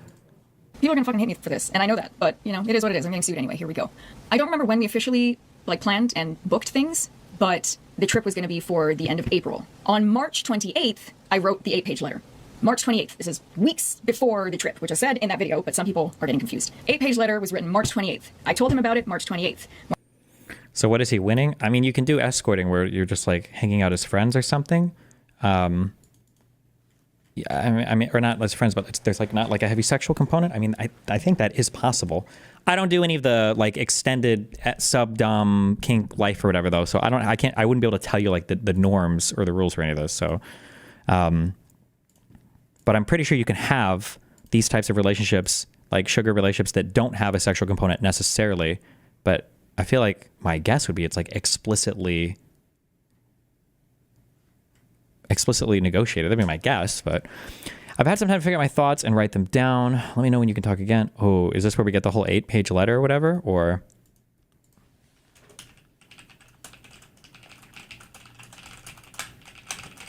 his messages was pretty clear though? No, it wasn't. That was like 2 messages. You would have a whole ass conversation about this. March 29th, I was like, hey, I want to say it sooner rather than later because it's kind of heavy. And then on April 1st, we Okay, sounds good. Okay, we did this. Would you have time? I'm swamped for the weekend. Okay. had the video call where I read the entire thing out to him, and it took about 40 minutes. We decided during that call, 100%, nothing was going to happen between us. This was one hell of a fucking wake-up call. It made him sign up for fucking therapy again. We made that decision. Just friends. Okay. Oh man, I'm guessing so much here. There's going to be future videos, but like now when I'm thinking of that call and they said there was a huge call in an 8-page letter, it sounds like this was a border negotiation for the type of transaction that was about to occur, that like they can do like some light, basically sugar daddy, sugar baby stuff, but sex was off the table. Sounds like what's being spoken about here. Maybe that's what it sounds like that letter was. When she presented that letter in the first place, it sounded like she was just his friend and she was trying to say like, hey, like, I think you have a crush on me and we need to like stop this right now because it's not okay. But now it sounds like it was more like that letter was just a negotiating like what the terms of the transaction was. That's what it sounds like. But I don't know. We're going to find more, but or more information. Not doing that to her. This is not about what he did to me in Vegas. April 11th, he messaged again to thank me again for that literal wake-up call. April 20th, I fly to Vegas. This wasn't the first time the two of us hung out. He came here and visited me in Vancouver for like 3 days in 2022. Nothing happened because we were just friends. That being said, I do live with my best friend, so he and I were never truly alone together. So now I am here to answer. Wait, what? That being said, I in Vancouver for like 3 days. I fly to Vegas. This wasn't the first time the two of us hung out. He came here and visited me in Vancouver for like 3 days in 2022. Nothing happened because we were just friends.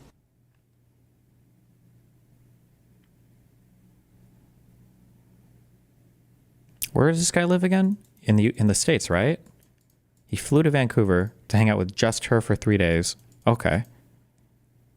We're on this is the outer perimeter of just friends, but all right.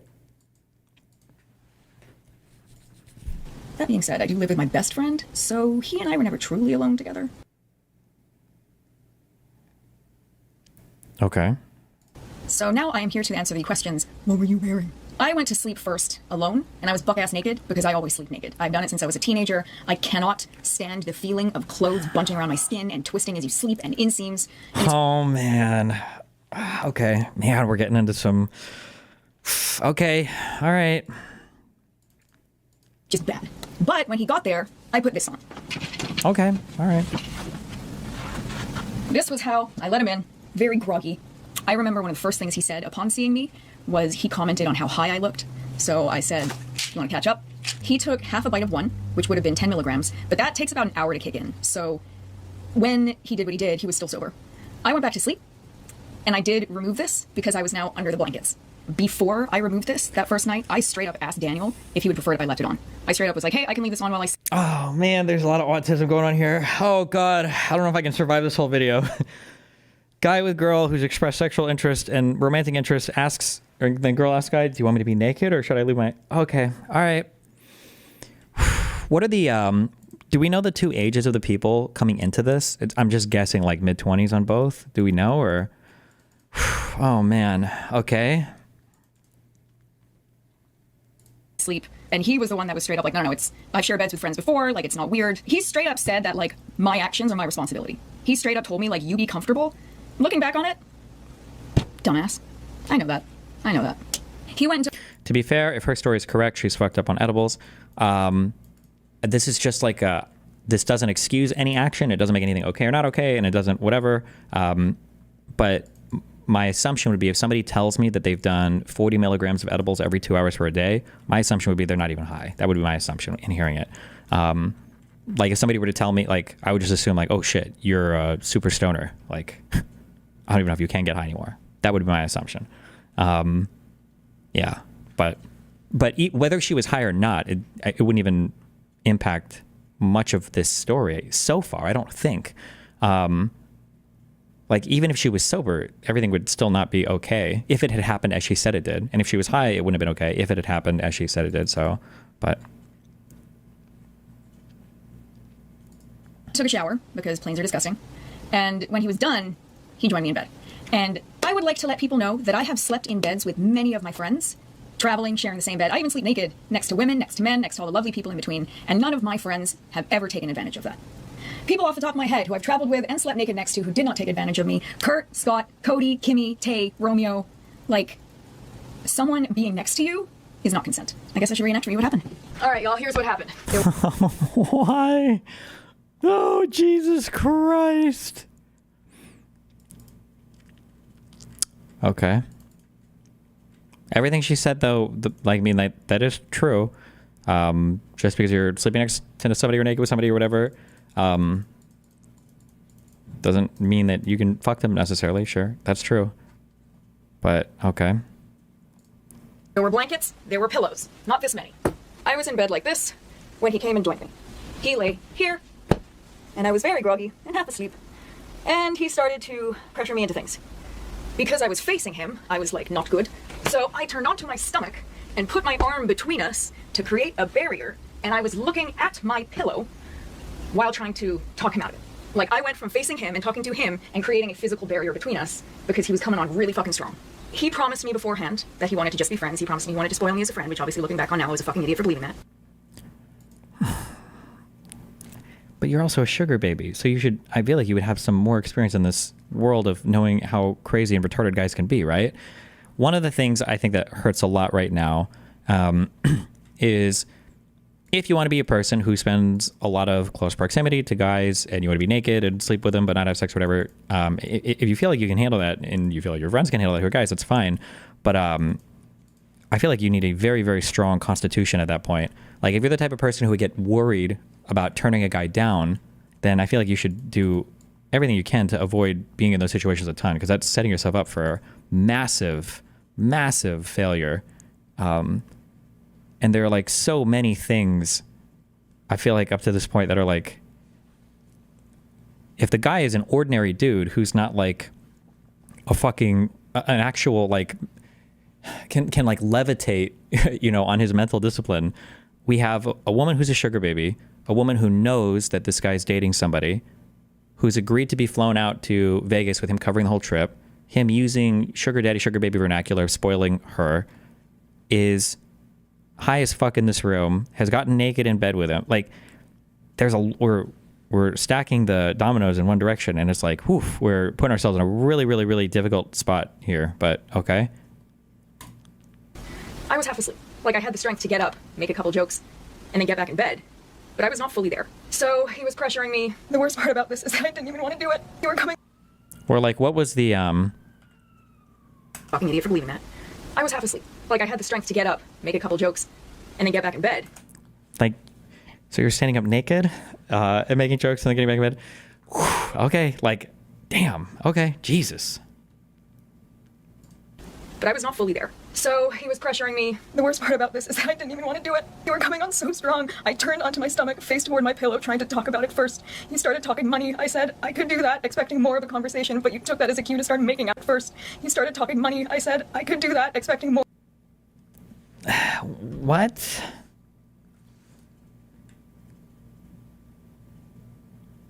Oh, she means when she stood up to answer the door to let him in.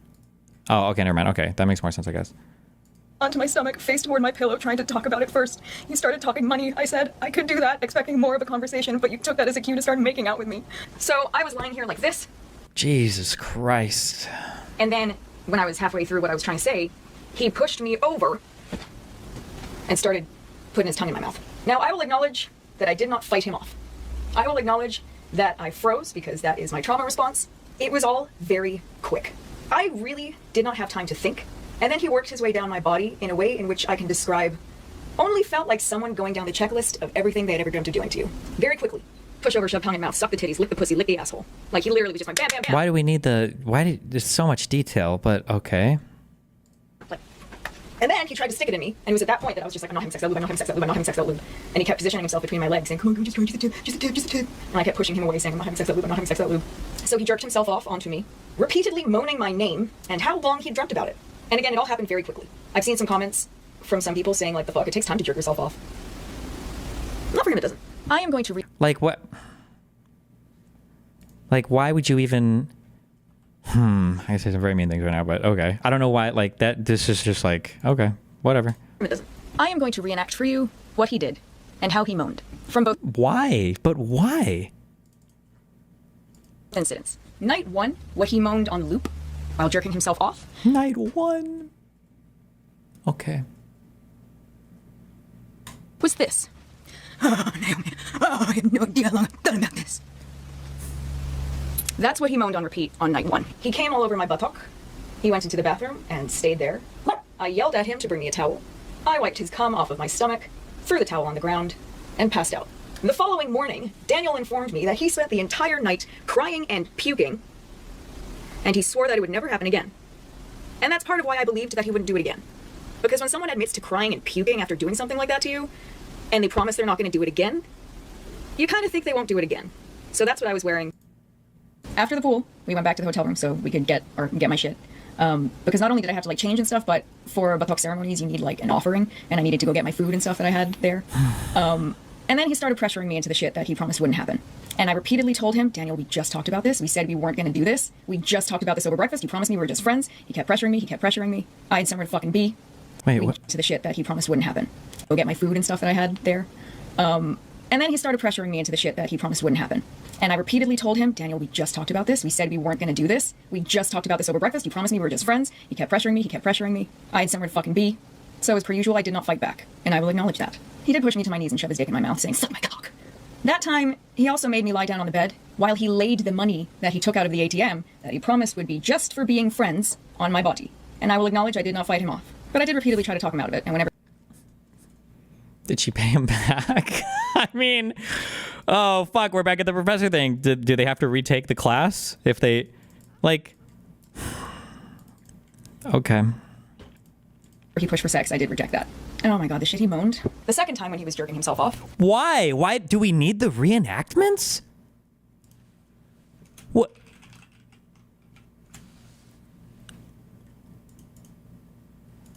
staring at me like I was a fucking porno magazine.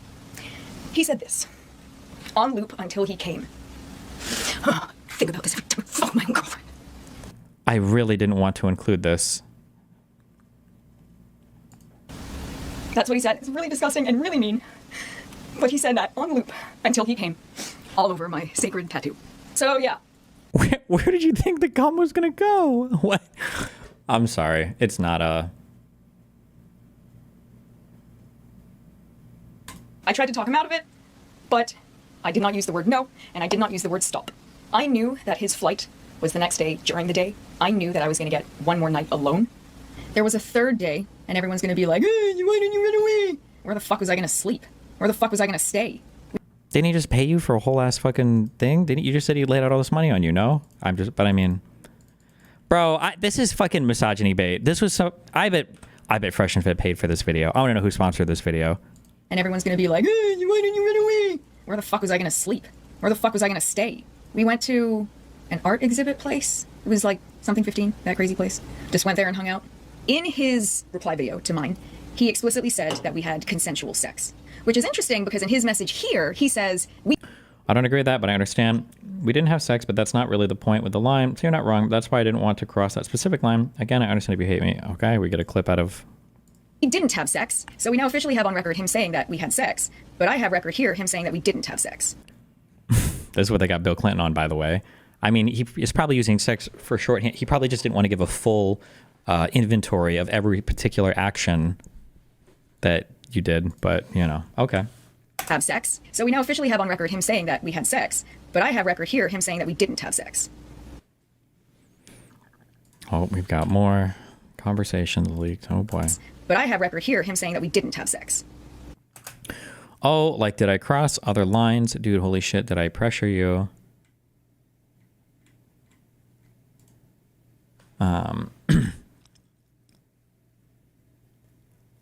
The issue is that you kept going back and forth. You set it up. Then you said you'd never do it. And then you said you might. Then you said absolutely no. Then you turned up that night and it changed your mind yet again. You did pressure me, but at the same time, I had wanted it to happen before. On one hand, it completely fucks me up whenever you change your mind. But on the other hand, I know it's going to happen.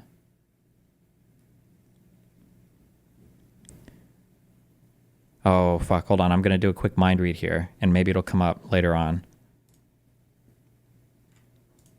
I'm going to do a big mind read here, and we'll see if this comes up later on. I wonder if part of that 8 pages when they were chatting, I wonder if the issue is he was trying to do... Oh, fuck. I'm getting a huge mind read. Okay, we'll see. I might be totally off on this. I wonder if he was trying to do a sugar daddy, sugar baby thing, but he just wanted the romantic affair part of it, basically. She was legitimately into him, but she was willing to go along with the sugar daddy, sugar baby thing because of the romantic part, but was worried that if they didn't actually have sex or do anything, that it would be strictly friends. And so she wanted it to be sexual, but he said it probably shouldn't be sexual, but he was waffling on it back and forth. And that was probably what her 8-page letter was about. You need to make a decision on if you want to do anything sexual or not, because it's fucking with my mind, because I like you and I want to be in a relationship with you. And he was like, no, I just want to do like the sugar daddy, sugar baby thing where we're just like romantic friends, basically. And that's, I wonder, because,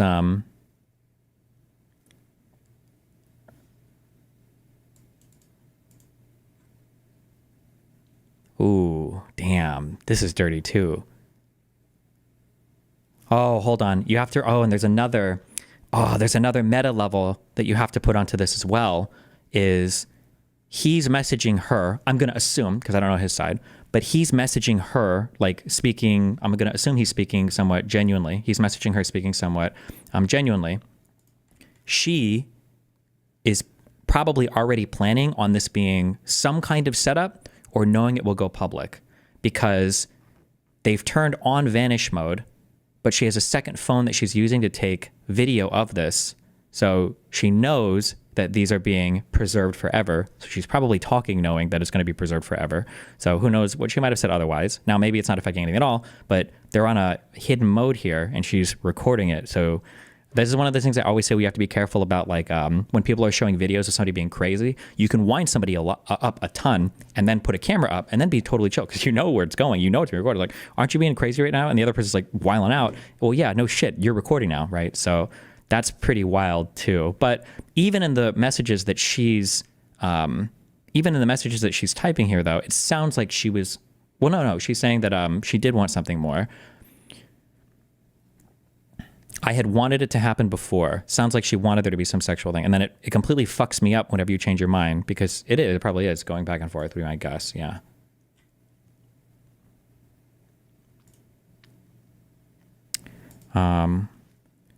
I promise you I will never change again. I know you won't believe me now, and it's on me to prove it to you. Am I still invited in July?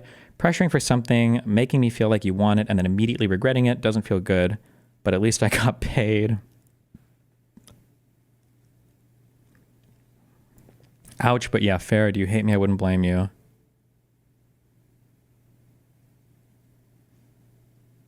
Damn. Okay. That's my read right now. Okay. The whole trip probably would have fucked me up emotionally, but at least I was compensated for it. I know you kept saying, yeah, emotionally, not that it was like a big rape thing or whatever, but like emotionally, because she did probably want something more with him. That's what it sounds like so far. I could be totally wrong, though. There might be more messages. We're still working our way through it, okay? The whole trip probably would have fucked me up emotionally, but at least I was compensated for it. I know you kept saying you didn't want me to feel like you were just getting it out of your system, but clearly you were. I don't agree with that, but I understand we didn't have sex, but that's not really the point with the line, so you're not wrong. But that's why I didn't want to cross that specific line. Again, I understand if you hate me. I kind of wonder why you even crossed the line, because you didn't commit to it, even in the moment. Seems like you just tried to end it as fast as possible to get it over with, like you weren't allowing yourself to enjoy it. Because of the guilt, because a part of me was doing it because you said you cried last time, I left because nothing happened, which is stupid because this made it worse. I made the wrong call both times. Okay, I'm feeling stronger, more committed in that direction now. She said, what? Sorry if that's a bad answer, but I just wanted to give you the truth. I also want to say I still had a really good time with you. I did not cry because nothing happened. Oh, that's what I thought. My God, I cry because you keep changing your mind. You keep changing your fucking mind because you tell me I'm your favorite and then ghost for months at a time because you pop out of the woodwork and tell me you have feelings for me and try to pursue something with me and then say you'll never betray her. Yes, okay, it is this. I cry because time and time again, all throughout my life, I've always been second choice, and every time you fuck me around, it hits me right where it hurts. You spent so long trying not to hurt Kayla that you've just put all that on me. Also, if you were doing it for me, then you should have put in a little more effort in regards to my pleasure, LeMayo. It really felt like it was just for you. Okay, now this starts to really undermine, I feel, her characterization of the events, but okay.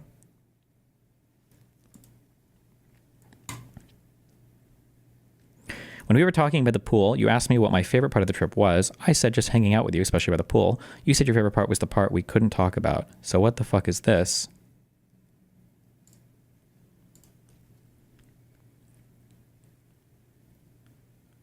Don't you dare try and put any of this on me. I never asked you to cheat. The last night I said I wanted to do more because you said that had been your favorite part. And then you played it like you didn't want it again. It seems only you are allowed to express any kind of lust when I finally do it. Because you've been doing it, you never like it.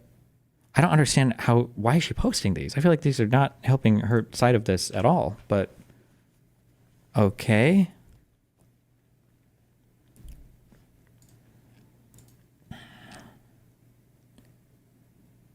Naomi, I promise I wasn't trying to put anything on you. And I didn't mean it that way at all. I am so sorry that came out that way. I thought it was what you wanted, that is all. Not that you made me do anything. In no way, shape, or form is anything that happened your responsibility, period. I purely and only meant I thought you wanted me to, and that is it. I did not mean to say I felt guilted into anything because I didn't. I hope we can call soon and talk this out. On April 28th. Jesus. Okay. That was an interesting set of messages.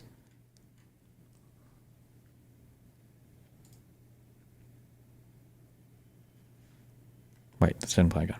He blamed his demons and the voices in his head for his... Hi. There's a part of me that's still hurt and mad and wants you to suffer, but also I love you and care about you and I'm worried about you. You're going through a lot right now, and I've been thinking about you. I hope things are going okay over there. So this is April 27th, 2023. I'm trying to fix myself. I'm trying to not be the person the voice in my head tell me I am. A part of that is stopping with the lies. It guilt made me suicidal. I almost got put in an institution by the shrink. The first time, everything. What we did, what I said, the money I gave you, everything. She deserved to know and amazingly has stuck with me. But the hurt I saw in her is my biggest hurt in my life. And I've realized so fucking much since I got back about how I am so fucked up and unhealthy towards sex and relationships. There are two people in me and I want to be the good one. I am so sorry I hurt you. Okay, this isn't as dramatic as I thought it was going to be. The voice of I thought this was like he was writing like, but I get this. It's not as cringy as I thought it would be. I'm so sorry I hurt you as well. I didn't want to hurt anyone. And my God, you didn't deserve this. I don't want to blame trauma or any excuse. I fucked up. I started acting like the voice might tell me I can't say blah, blah, blah. No one. Or wait, not only about what happened between us, but how horribly miserable I've been for my adult life. We understand, but we shouldn't talk. I genuinely wish you the best future possible, but we're not good for each other. And what I am responsible for happening is something I will be trying to fix for years. Okay. For his behavior and blocked me. I'm trying to not be the person the voices in my head tell me I am. A part of that is stopping with the lies. The guilt made me suicidal. I've realized so fucking much since I got back about why I am so fucked up and unhealthy towards sex and relationships. There are two people in me, and I want to be the good one. I am so sorry I hurt you as well. I didn't want to hurt anyone, and my God, you didn't deserve this. Me, I am. Trying to fix for years. A couple of clips from May 1st. The thing is, man, one of the scary things is, this happens in Justicle's Discord server sometimes, by sometimes I mean every night, is when people get into this like room where they're just like in an echo chamber and everybody is telling them a certain thing. I think they legitimately start to believe this because, and I could be wrong, or I guess we'll find out in future videos, like there's a world where that Daniel guy doesn't have any of those texts in that vanish mode. I don't know why she would ever show those unless she legitimately thought somehow this made her look good in any way, size, shape, or form. But those, these are like the strongest things I've seen in any of these videos so far, and they totally crucify her and make it just seem like she's upset that they didn't end up being in a long-term relationship. Like, all of those messages totally undo the sexual assault narrative. They totally undo any type of manipulative or abusive narrative. They totally undo any narrative about them being just friends and the sugar daddy baby thing being just for money. Like, these destroy her. I don't know why she would post these. I have no idea why she would post those, but okay, I don't know. Let's see. All right. On May 1st, I made 2 videos because my whiny ass does this. This is a couple of clips from the video. This was how I initially reached out to his partner. Okay. Oh, shit. All right. Now that I'm set in a direction, I'm going to start to slowly walk in that direction, but hopefully I don't get too lost or go too far, okay? First, I made 2 videos because my whiny ass does this. This is a couple of clips from the video that was... This is how I initially reached out to his partner. Oh, wait. Is this the video that she sent to them? Because now it sounds like she's messaging the girl. She's super mad that she didn't get the guy, and now she's going to message the girl to try to nuke the relationship. That's what it sounds like is happening. Oof. This is like classic no behavior, but... It was sent to her. I didn't want it. I didn't enjoy it. I feel absolutely sick to my stomach. We had explicitly decided we were just friends. He changed his mind on the day. He started making out with me before I'd even agreed to do anything. I just want you to know I am truly sorry. Wait, is she... Hold on. It's hard to... I can't see in the mirror. I don't think the resolution's high enough, but the way that her eyes are moving. Is she crying while she's reading a statement? Because the head is moving a lot, but her eyes are like on the screen. She's reading... look, she's reading a statement. Watch her... Look at her eyes. Absolutely sick to my stomach. And they're going like right to left as she's crying and moving her head around. Explicitly decided we were just friends. He changed his mind on the day. He started making out with me before I'd even agreed to do anything. I just want you to know I am truly sorry, and you deserve better. I sent... That was acting. I don't believe any of that. I think that was acting. But, okay. Jesus. And you deserve better. I sent it to his partner May 7th. I know she watched that video because that's the one she responded to when she... Naomi, for 2 years, what exactly went on behind my back between you two? I would like to at least hear your words. Okay. He asked me for the truth. At that same time, I made a video for Daniel because I was in a state of shock and I was very confused and I felt very used and objectified and fetishized and taken advantage of and violated. But I was also devastated and in the state of hating myself for letting it happen because that's the kind of guilt that we live with. Here's a couple clips from his video. I wanted to talk about it in the morning. You pushed for it at night. We'd agreed we were just friends that trip. You changed your fucking mind and didn't give me time to comprehend it. I was on 50 milligrams that night. You were on 10. I was half asleep. You were wide awake. Was it 50 or was it 1,000? How many milligrams were you on? But okay. I feel so fucking used. I didn't even want to. May 15th, my friend sent her a link to that letter. And then that was that. That was the last of it. Over a month later, June 19th, I posted that video, a conversation about manipulation, consent, and assault. It was about manipulation, consent, and assault. Some people are getting like mad about that, like the description's in the title. In that video, one of the things that I said was this. I was basically this man's therapist for 3 fucking years. And as I slowly unraveled his story and figured it out and kind of figured out why he does what he does, you know, it was all like a revelation to him, and now he's in therapy, blah, blah, blah. I recently got in contact with somebody he assaulted 7 years ago, and as she and I have been talking, it has become blatantly clear that none of what I figured out was a revelation. This man has been doing the same things, he has been using the same excuses, he's been manipulating and lying and coercing for almost a decade. If I had been the only person, I would have been like, okay, that was fucked up, you piece of shit, go to therapy. But it's, you know, discovering that it was all premeditated and it was all planned, and for 3 years it was just like manipulating and building up to this, and he's been doing it for 7 years. It's kind of like in that. Okay, so that all just sounds like bullshit. It sounds like he, assuming we've only seen one side so far, although he would have to hurt his own side now, I guess, because she's not doing a good job on her side. So it sounds like he was probably thinking about dating her or wanted to, but also loved his girlfriend, but was getting mind fucking himself, and she genuinely wants to date him, so he's also mind fucking her, and she's mind fucking herself, and she's mind fucking him. Everybody's just mind fucking each other here. That's what it more sounded like than some actual genuine manipulative crazy shit. But who knows? Maybe she's got more stuff. Let's see. In that video, I said that, you know, I had spoken to someone that had allegedly been assaulted by this person that I never named, and talking to her was horrific. Talking to her made me see a lot of things very clearly. 8 days later, I received the most aggressive cease and desist with many errors over. If he agreed to being friends before that trip and suddenly tried to change while in bed, I think I understand her perspective. Yeah, but the issue is when you say that, it sounds like her perspective was, I don't want to have sex, we're just doing this as friends, right? And he was saying, yes, but that wasn't. It was the exact opposite. She was saying, I really want to have sex, but we're not going to? You're just going to do this as friends? And he's like, yeah. It sounds like that was the perspective. So it's exactly the opposite of what you would have intuited from the way that she described it. It was true. The boundary was we're just going to be friends before going over, but it wasn't because she wanted to just be friends. It was because he wanted to not engage in sexual contact. Like, that's what it sounds like was happening, or at least based on everything she's shown so far.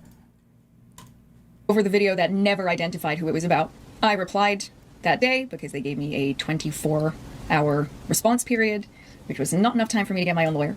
So I gave his lawyer hella sass. Hi, Greene. Thanks for your chat. It's perfect timing. I was going to take down the videos for him and his girlfriend the other day. That being said, I want you to know that they were unlisted, meaning the only people that ever saw them were them. I have also removed the letter, but he has read that letter many months ago for the last video. It was not about him. It was a general discussion. I talked about mental health and trauma, PTSD, blah, blah, blah, blah.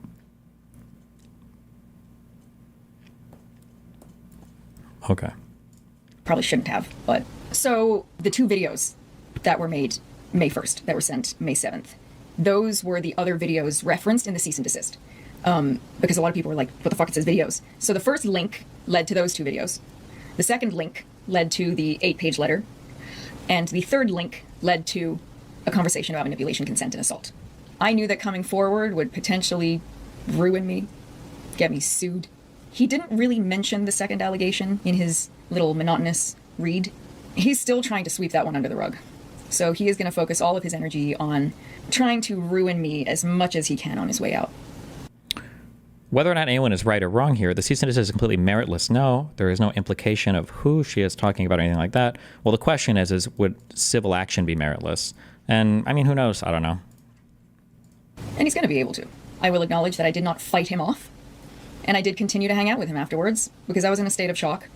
And I fawn, which I hate. I feel like I had to say something.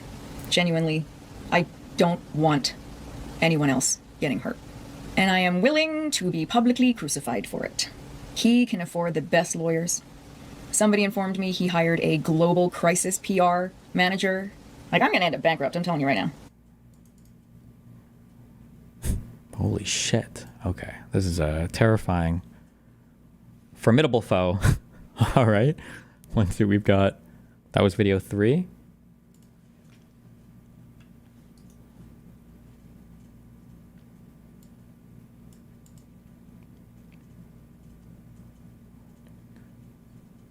All right. Damn. Hello, my name is Daniel Greene, and this is in response to Naomi King's recent videos accusing me falsely of sexual assault in a trip to Las Vegas. And it's very important to me that This is something I've spoken about, and unfortunately we'll have to speak about it at least one more time. This is annoying because now his whole personal life has been dragged, and the only way that he can possibly fight back against this is now he has to air out even more of it to like win the PR battle, which is the most important battle here over any legal bullshit, because that's generally how it works. But here we go. that I immediately address how the title of this video is not clickbait. And Naomi King, in their own second video, recently included evidence to prove the title of this video. One, there was a screenshot of a text sent where Naomi King states themselves that they were asking for... Oh, no. Oh, this is my biggest worry. Oh, she has to be so fucking, like, she's in a Yes Queen group of women. Oh my God, he's so lucky. I wonder if he watched her video and was like, thank God she screen captured these. And now he can use her own words against her. Not good. This is one reason why, I mean, it doesn't matter. This is not as it's going to be in court or whatever, but like, damn, why did she's so stupid. Or us to go further on the second day of the trip. And on top of that, they included snippets from a video apologizing to Kayla, and there was even another one to myself, where they remove context where Naomi King explicitly states that the relationship was consensual. I wish I could take it all back. I wish I could take it all fucking back. It was not worth losing what we had. I wish I'd said no. I wish you'd never gone to Vegas. I feel so fucking guilty because of what I did. Because of what I did to Kayla. And even in their video, they show the empty drive links that our lawyer had used and since erased for memory purposes. And that leads me to believe Naomi King thought we would no longer have copies of those videos, which is not the case. We do. And this also allows me to counter Naomi King's claim in their first video that I was unprovoked keeping tabs on them after our affair ended, which is not the case. In the days and weeks following us blocking Naomi King on several platforms, we continued to receive messages not only from Naomi King, but one of their friends. And also, to make the claim that I could not know this video was about me, I find to be absurd. It includes details about a trip to Las Vegas, and Naomi King also mentions contacting a stalker of mine that I had told them about in confidence during our 3-year relationship. And once I realized Naomi King had contacted my stalker, Madison, that is when I decided to seek legal counsel. Naomi included clips in their recent video posted Saturday to make it seem even in these private videos they were claiming assault, which is not the case. I am going to play you clips from those personalized videos that Naomi King sent to Kayla and I, and show you them directly contradicting the accusations they made against me, and directly talk about how what happened was consensual. I will then show you how in their 2023 video that drove me to hire legal counsel, you can see Naomi King deciding to change consensual to non-consensual. This video will clearly show a pattern of escalation and dishonesty from Naomi King, and it'll start now. He turned up at midnight, sober and awake, and pressured me, half asleep and on drugs, into sexual things that he and I had agreed beforehand would not happen. I was on 50 milligrams. But do you understand what's happened? I wonder if Daniel understands what's happened. Wait, does anybody in chat know? Hold on. Does anybody in chat know why she changed it to non-consensual? There's kind of an obvious answer, and then there's a not as obvious answer.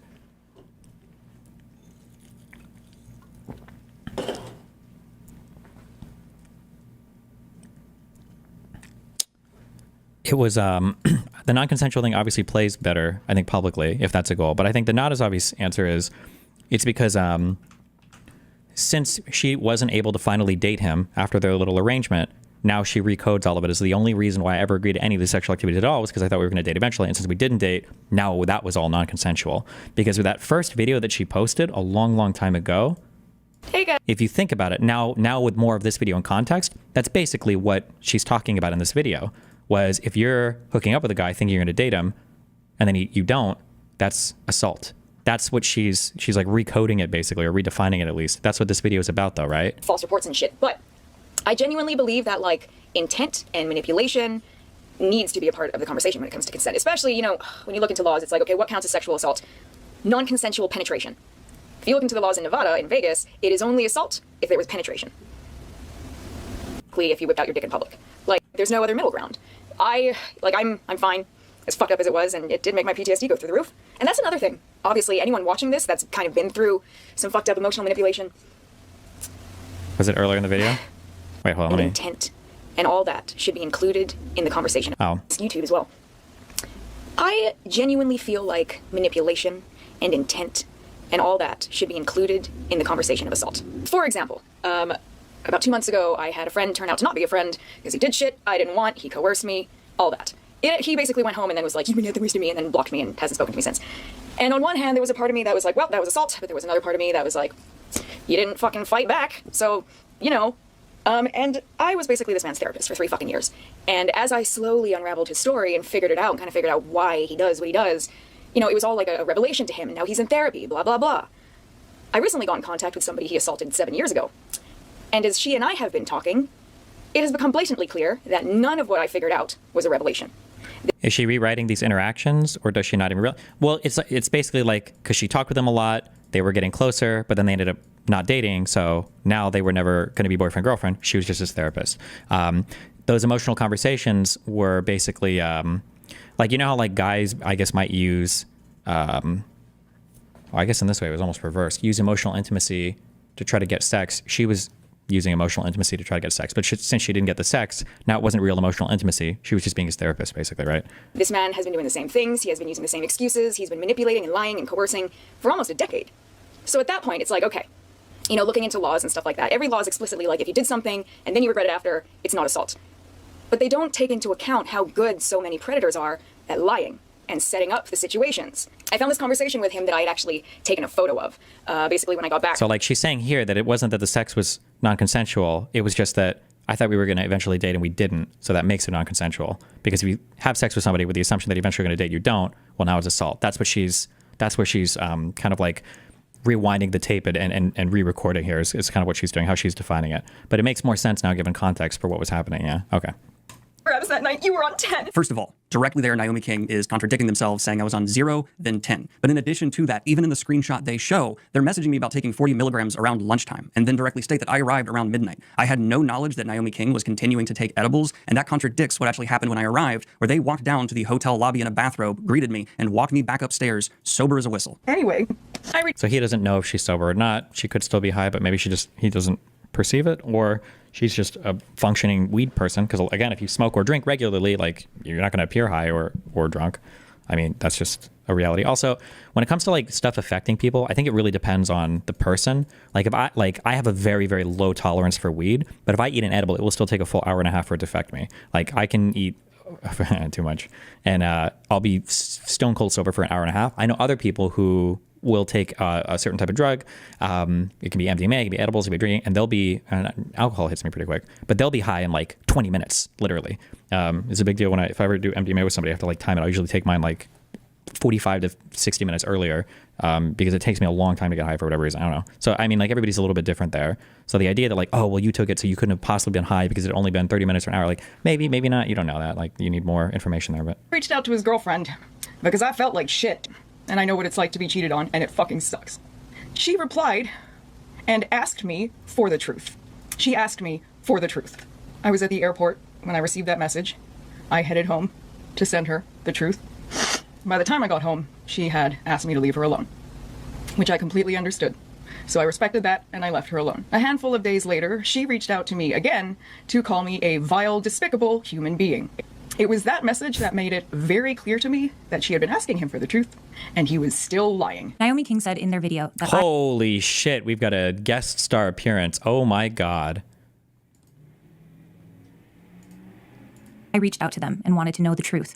That is misleading. In May, they sent me a video, unprompted, wanting... Hi, before you block me on here, I wanted to tell you how sorry I am truly. Please watch this. I need you to know and see and hear how sorry I am. I know there's nothing I can say to make it better, but I can't not say something. I am so sorry. Oof. Yeah. So she was just trying to nuke his relationship after she didn't get him, basically. That's what it seems like. To apologize for what had happened. When I first saw the message, I did not want to respond right away, but I did say I would like to hear their side because I felt that was right. When I watched the video, I deleted that message, as you can see here. Now,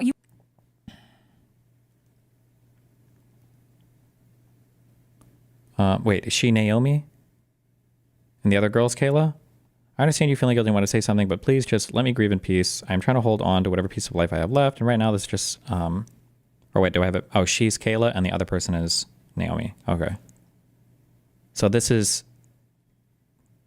Kayla typing to Naomi. Okay. I feel like I finally know the full truth. Okay. You might have noticed that my second response was never actually shown in either of their videos, and that is because it says this here. There is no mention of sexual assault. That is because there was absolutely none in the video I received. As a survivor of sexual assault myself, I take that very seriously, and had that been there, I would have had a very, very different response and conversation. In the video, Naomi Damn, we got a lot of emotions flying on this one. Okay, Jesus. uploaded on Saturday, there are two very short snippets from that apology video. I think it would be best to show everyone the full context, so I will play the rest of it in full now. I did to you what was done to me 10 years ago, and I fucking hate myself for it. I feel sick. It was one of the most painful things I have ever gone through, and I did it to you. The similarities between your situation now and where I was 10 years ago is so fucking similar that it's scary, and yet I still fucking did it, and I haven't stopped crying. I feel absolutely sick to my stomach. I am so sorry. You deserve so much better than that. I did not enjoy it. You did not enjoy it, and it kills me. I just want you to know I am truly sorry, and you deserve better. I don't expect a reply. I expect I'll be blocked, and I completely understand. But I never got an apology from the woman that actually fucked my husband, and I don't want to be that. I hate myself. The comment that followed. That fucked her husband. So this video was just clearly about her trying to nuke the relationship and talking about the cheating or whatever, right? It had nothing to do with, yeah, okay. Yikes. Oh boy. About vile and despicable actions by both parties was not in response to me learning about sexual assault. It was in response to me learning about a consensual affair. They proceeded to end the video by saying they know they will be blocked, that they don't expect a response from me, and that is exactly what I did. But then, 8 days later, I received a message from someone who said they were Naomi's friend and roommate. I just Oh, not the friend. Oh no. wanted to be left alone. She wanted the truth. He was still lying. He said she deserved to know everything, okay? He said she deserved to know everything, and by Oh no. Are we getting the unredacted version of this? golly, did I agree. I wanted to include this while also stating that Naomi eventually did include the full message in a follow-up video that shows me being the one to want to apologize to Kayla and come forward and admit to the consensual affair. But also within this second video, again, Naomi shows a message that reads as follows, and it is from them. Don't you dare try and put any of this on me. I never asked you to cheat. The last night I said I wanted to do more. Why did she post this? This was so stupid of her. Bro, she has to have been so retarded to think that these messages helped her. Okay, okay, now seeing him show up. This is what I was saying after I read him in the last video. Like, those messages alone destroy 3 huge, like, that she didn't want to have sex with him. Oh, fuck, there were 3 huge parts of it. It unraveled, like, every part of the narrative that she was trying to establish. More because you said that had been your favorite part. And then Oh, maybe the weed brain, the being high thing, and then because she said only 40 grams here, whatever, or 40 milligrams of whatever. So stupid. and you played it like you didn't want it. Again, it seems only you are allowed to express any kind of lust. When I finally do it, because you've been doing it, you never like it. And I assume Naomi King took these screenshots quite some time ago, because when I pull up our Instagram, I just see things like this. And in Because it was in vanish mode, so there's no way to see it. express any kind of lust. You can tell that these are in vanish mode. I wonder if he even knows what vanish mode is. It's a weird thing. People will accidentally do it sometimes. But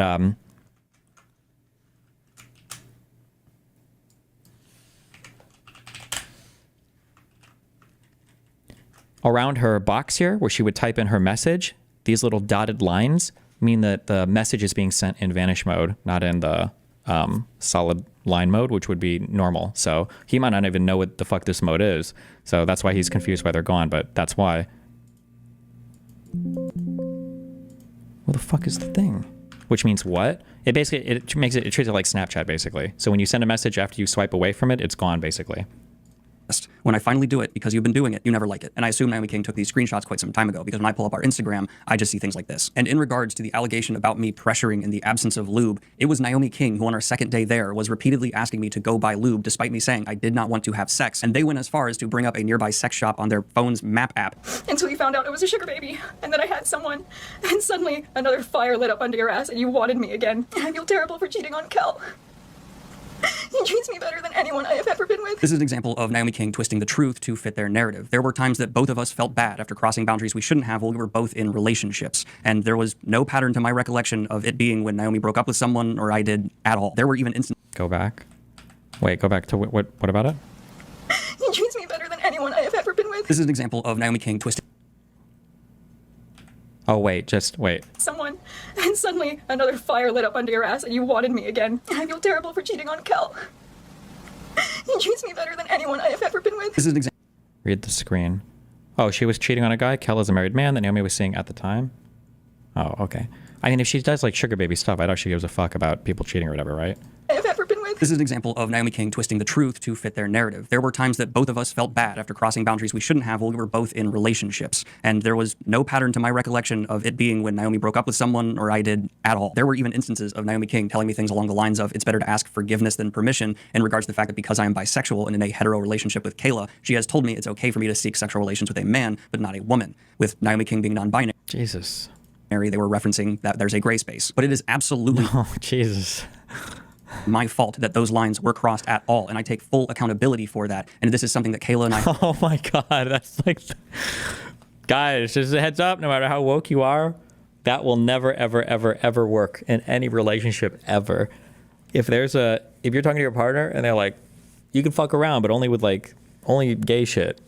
Like either if you're a girl, lesbian, or a guy, or whatever, and then your partner catches you and is like, what the fuck? Why are you fucking that dude? It's like, actually, they identify as a they, them, bro. We're good. The loophole. have had to work on for years. Weeks after that happened, I made my video a conversation about manipulation, consent, and assault.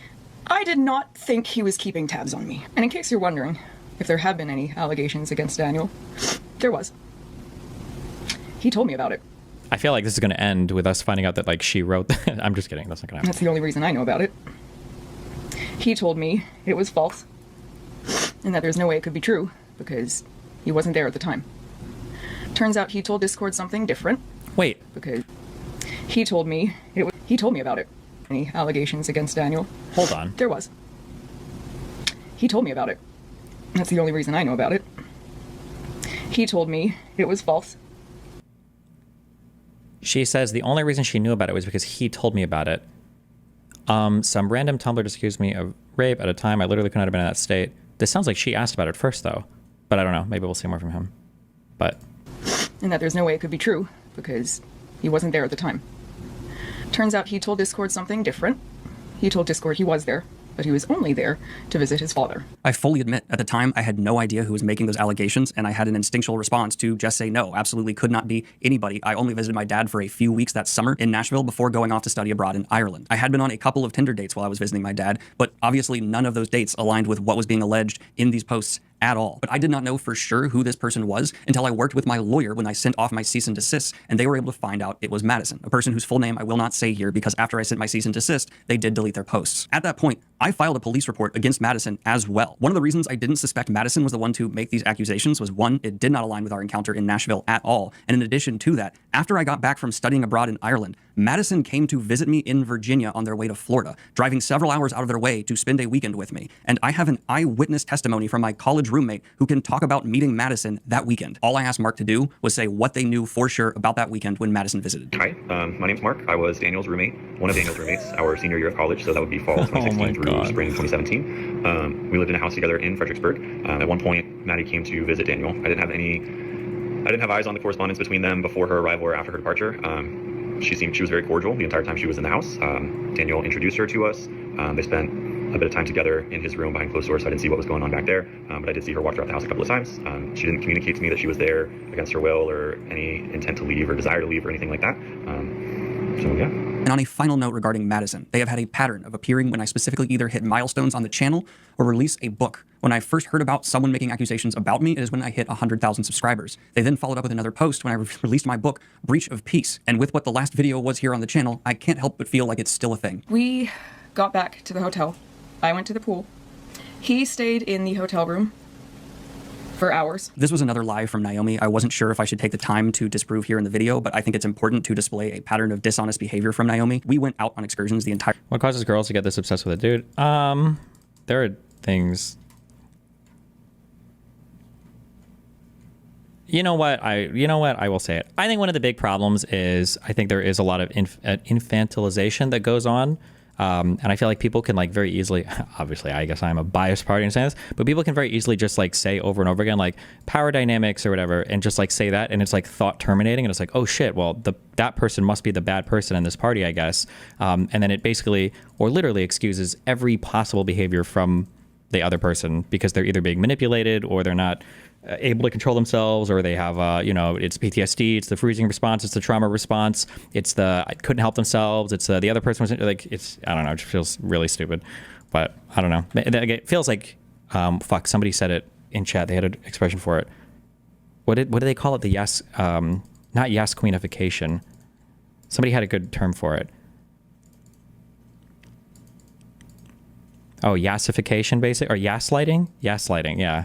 Feels like she got gaslit, or like gaslit herself, yeah. Prove here in the video, but I think it's important to display a pattern of dishonest behavior from Naomi. We went out on excursions the entire time we were in Las Vegas, including going to a otherworld universe grocery store experience art house that is available in Las Vegas. Here is a receipt for me making purchases at the gift shop there for Naomi and myself. On that first full day, though, I also spent many hours with Naomi by the pool, giving my thoughts on a short story they had given me about a polyamorous rock band. And then I want to finally end this section of the video by giving context to the clip you saw at the beginning, which was from the personal individual one Naomi King sent me after I had blocked them on several platforms. I wish I could take it all back.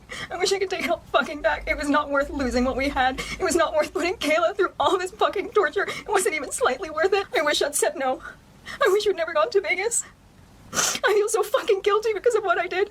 Because of what I did to Kayla. I fully believe both Naomi King and I, by the end of the weekend, regretted our actions. But even in the message that Naomi King redacted and showed you on screen, I was the one who demanded we confess, who came to Kayla and told the truth. Naomi, we both had regrets that weekend, and we both felt terrible when we were leaving. But I'm not accusing you of assaulting me. And admittedly, I am only showing clips from these full videos to demonstrate how Naomi King has decided, after time has gone on, to greater distort the truth to make me look worse about a situation we both regretted at the time. And then you can see all of this come to a head in the video that made me contact legal counsel, and you will see why when Naomi King gave these thoughts. I'm just going to use men and women as an example. You can swap the genders and not all men, but I'm just going to, Naomi released this after sending us those videos, and we didn't respond. Already misrepresenting the situation, adding untrue detail. For example, there's a lot of men, not all, that will date and say things that basically make the person they're dating feel as though, okay, they are looking for long-term. This is something that they're going for. Eventually they reach a point where they're like, okay, yep, I will sleep with this person. That person, woman in this situation, she is consenting to an intimate experience with someone that she has trusted and is getting to know and wants to be with her in the long term and has essentially made her feel that way emotionally. Nice. So he's revisiting. Okay, good. And then a lot of times they'll fuck and then the guy will be like, all right, peace. That's assault. And then, if the woman is like, well, okay, fuck. Now I feel completely used. I feel completely violated, especially when it comes to the things of, you thought you were going to have some kind of sex and then he did something that you didn't fucking want. But then the police are like, but you consented to it. Now you're just regretting. What's her end game? She's petty and evil. Fuck. We're going some super red pill shit. But it feels like, some people in these situations can present themselves as having literally zero agency, zero accountability. So she can basically say or make whatever statement or accusation she wants, and she knows that at least at the outset she'll be believed, basically no matter what. And then the onus is on the other person, I guess, to figure out how much of their life they want to talk about or how much they want to leak to fucking right the ship. Jesus. Regretting it afterwards. What do you think? In this 2023 video, Naomi King also accuses me of trying to use them as a therapist for 3 years in an attempt to get them in bed. I was not the one wanting to buy lube and escalate things. I want to iterate that again here and prove Naomi King was the one pressuring me to go further. Then I might have missed if you gave your opinion on this, but what do you think when men do what she's describing? I think it's a little scumbaggy, but I feel like it's scumbaggy on both sides of this. But for whatever reason, only men get in trouble for doing it, right? Like if a guy baits a woman with a relationship for sex, the guy is like evil and abusive or whatever else, and like I guess you can make videos about it. But if a girl baits a guy with sex for a relationship and the guy like doesn't date her because she gets like, we make so many videos making fun of guys who think they get friend zoned, but nobody ever seems to make fun of women who get fuck zoned because they're literally using sex to try to get the guy to date them, and then when the guy doesn't, they're like, oh, well, this was like rape or sexual assault, or that's not usually what they say. They usually just say the guy was like manipulative or a scumbag, and it's like, okay, well, like you weren't being upfront either, right? And in the same video, they apply this to Madison, who I only knew for a summer, meeting on a few dates in 2016, and only saw one final time after getting back from studying abroad in Ireland and not being in contact with him that I can recall much at, if all, while there. This narrative about me being some emotional manipulator is just outright false, and I can say just did not happen. In our relationship, I did talk to Naomi about a lot of personal things, but I certainly told them many things about myself that Madison never knew, and Madison and I only saw each other a few times and did not text that much in between. It has also been brought to my attention that Naomi King, in their second video posted Saturday, also admitted to writing 3 songs about me before our trip to Las Vegas that include lyrics like, "You're all I want because I can't have you. You're all I want." Why did she post these? Bro, as soon as I was like, okay, well, maybe she just likes to write music. Bro. "Because you found someone new. You're all I want. Now I've got no one. And you can't blame me if I feel to some extent it's not cheating if we never change the way we've been. Baby, if I come and take your hand, there's a part of me that doesn't care if she's your girlfriend." Before finally, "Maybe I'm being mean, I guess I am, but you love it, don't you? We both have that darkness, and if you think about it, you're her man, only because I didn't say yes back then. All that did happen that weekend was a consensual affair that I do believe both Naomi King and I feel horrible about." And I have 2 final things I want to say here, and one of them's in response to my last video. In my last video, I certainly came across lawyered up. And yes, I absolutely am. If someone comes after you, your loved one's career, and tries to destroy your life, hire a lawyer. It is not an admittance of guilt, and even in the world in general, if the police ask you to come in for True. Very, very true. questioning, even if you are innocent and have no idea what they are talking about, bring a lawyer. They are not on your side. Others will not be on your side, and you have a right to legal representation so you don't make dumb mistakes. And I want to say I understand why creators were Absolutely true. quick to make videos backing Naomi King after seeing their video. Their video was heartbreaking and full of lies. I just ask that if you could, please update your audience on the full facts now. I understand I am not going to win over everybody, and there are still going to be people who want to send hate my way because I did have an affair, and it's the worst thing I've ever done, and Kayla Imagine if Legal Eagle comes in at the end and doesn't add. I are still trying to move on from it. But the one person who's been receiving hate that has absolutely done nothing wrong in this entire situation is Kayla. For 2 years, Kayla and I have been trying to grow, heal, and move on. And this has made it a lot harder. I'm going to keep this very short. Yes, 2 years ago, Daniel had an affair while we were dating. But let me be clear, I love Daniel. And he has put in hard work and years of therapy and has proven to me that he's the person that I want to spend my life with. Yes, he is imperfect, but he is also my best friend, my business partner, the love of my life, and he has earned back my trust. It's the reason why I agreed to marry him when he proposed to me in September. And I have been there for him through all of this, just as he's been there for me. But please try to remember that I am also a person. I have seen the videos and the comments dissecting and placing judgment on my choice to stay with Daniel. I have lost friends over this, some who are unwilling or unable to stay in my life. And reliving this under a microscope, under the public eye, has been humiliating, traumatizing, and incredibly isolating. So all I ask for right now is just kindness and support. In addition to that, many people I know for sure have been sending Naomi King's video to authors I've interviewed or sponsors that I've had, and the damage of that is going to take a long time to recover from. I don't know when it'll become okay to post regular content on the channel again here moving forward, but thank you for watching. More soon.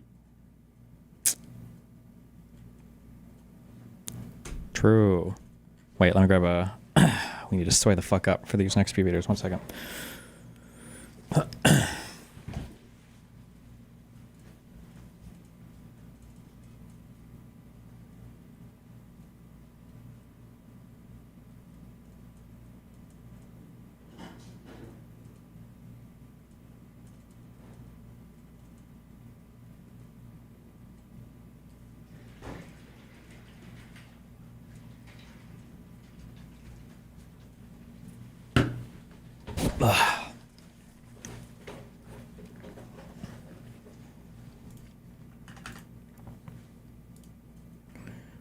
Let's see. 1, 2, 3. That was this. 4. We just watched 4. Okay, and then we got 5. Oh boy.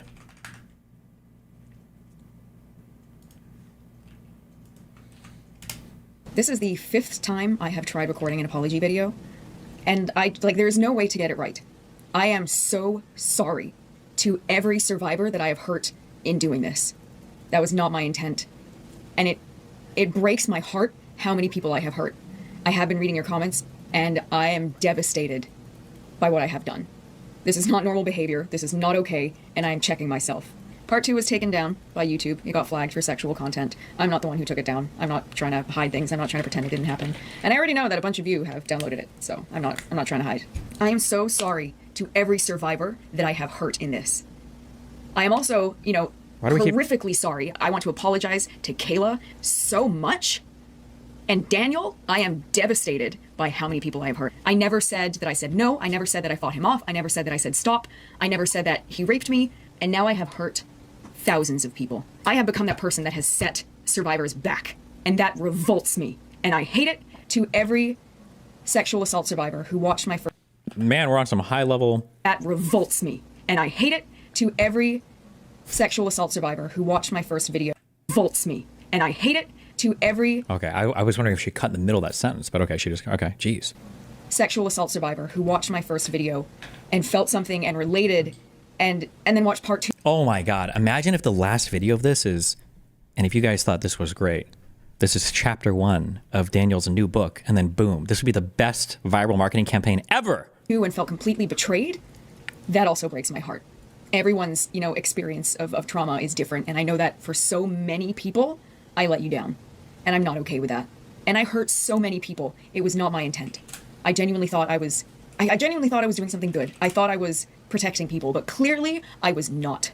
I am not okay with my behavior. It's really gross. I agree with your comments. And I am going to take a step back and reflect. I don't like this version of me, so I'm going to put an end to this. I'm going to acknowledge my faults. I stand by my trauma, but I do not stand by my behavior. I am so sorry. I apologize. I genuinely don't know what I was thinking. I don't want to blame mental illness. I don't like this behavior, and I'm going to make it stop. And I am so sorry for all of the hurt that I have caused. I thought I was doing the right thing. Clearly I was wrong. And I am deeply ashamed of how I have been behaving. Okay. That was video 5. We got video 6.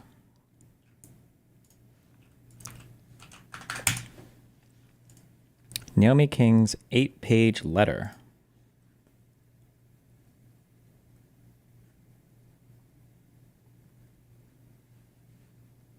On one hand, I'm happy to be your friend forever and just talk and hang out and smoke weed, explore new cities, talk about books and worlds and lives. I want to meet your cat and steal him. On another hand, I want to hug you and cuddle you and kiss your face and tell you how pretty you are and how I have thought to myself numerous times about how you're going to age like fine wine. I feel disgusting because you committed to a monogamous relationship with a wonderful girl and you're cheating every time we talk. I feel dirty. Yeah, okay. I feel like this is what I said the letter was. Right? That it was going to be, what did I say 20 minutes ago? It's probably going to be a letter of her saying, we need to figure out what we are, whatever, because like, obviously I want a full relationship, but yeah, whatever.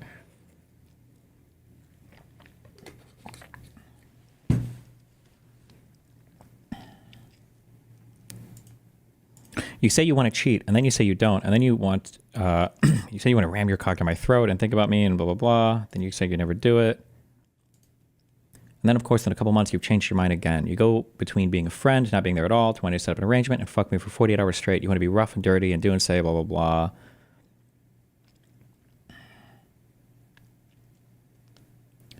You like the idea until it's an actual yeah, okay, yeah, that's what all this is. Okay, we're going to read this.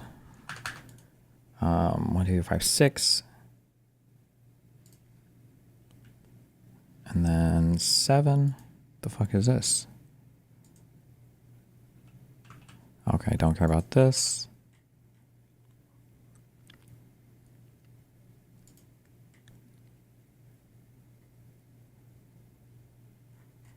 And then we have a new video, 1 hour old.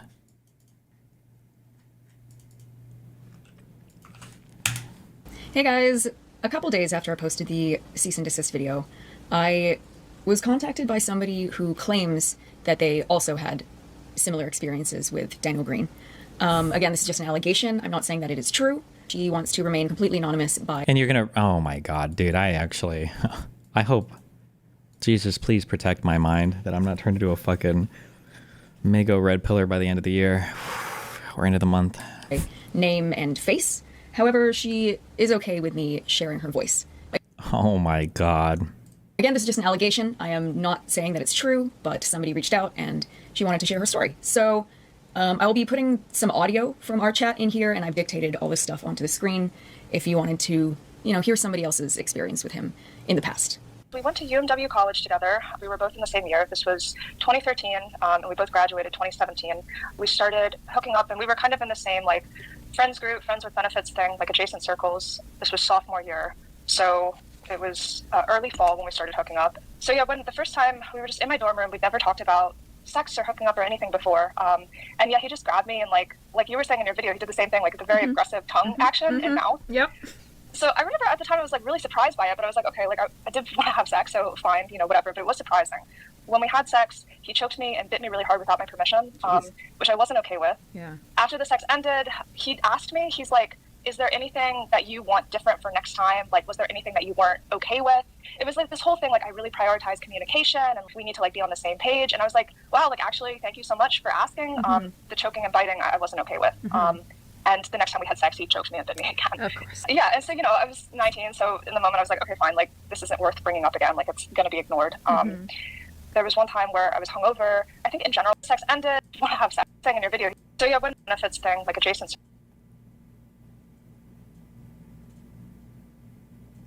Somebody says this was 2014, so this was 10 years ago. Okay.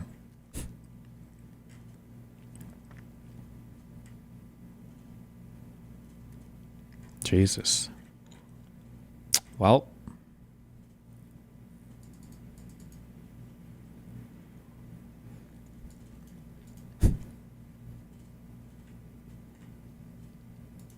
What are you going to do?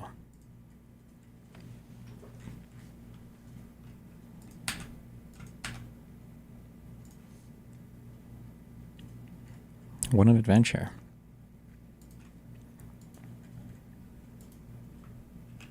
I respect her game. Man, she just broadcast a whole ass 7-minute call.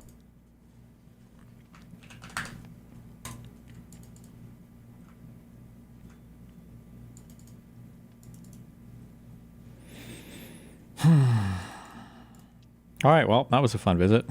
Good luck. Jesus Christ. Doge posted receipts.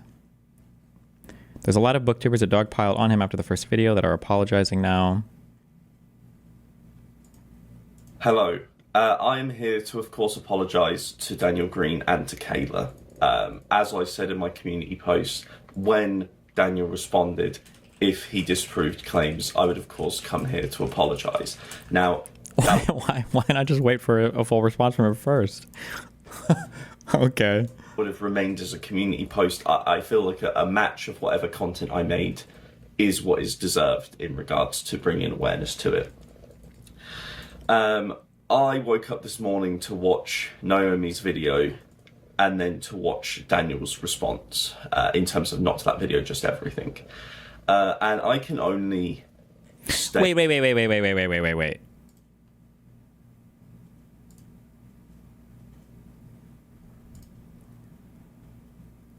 Hold on. No, okay. Just making sure. I was making sure the very first long video she didn't have those Instagram DMs, right? That was in the second long video she did, right? Just making sure. Because damn, if you watched that video and you were still super against him without knowing that there was at least something else up, then Jesus. How sick I am to have seen someone manipulate to hurt so many people. Okay, no one cares.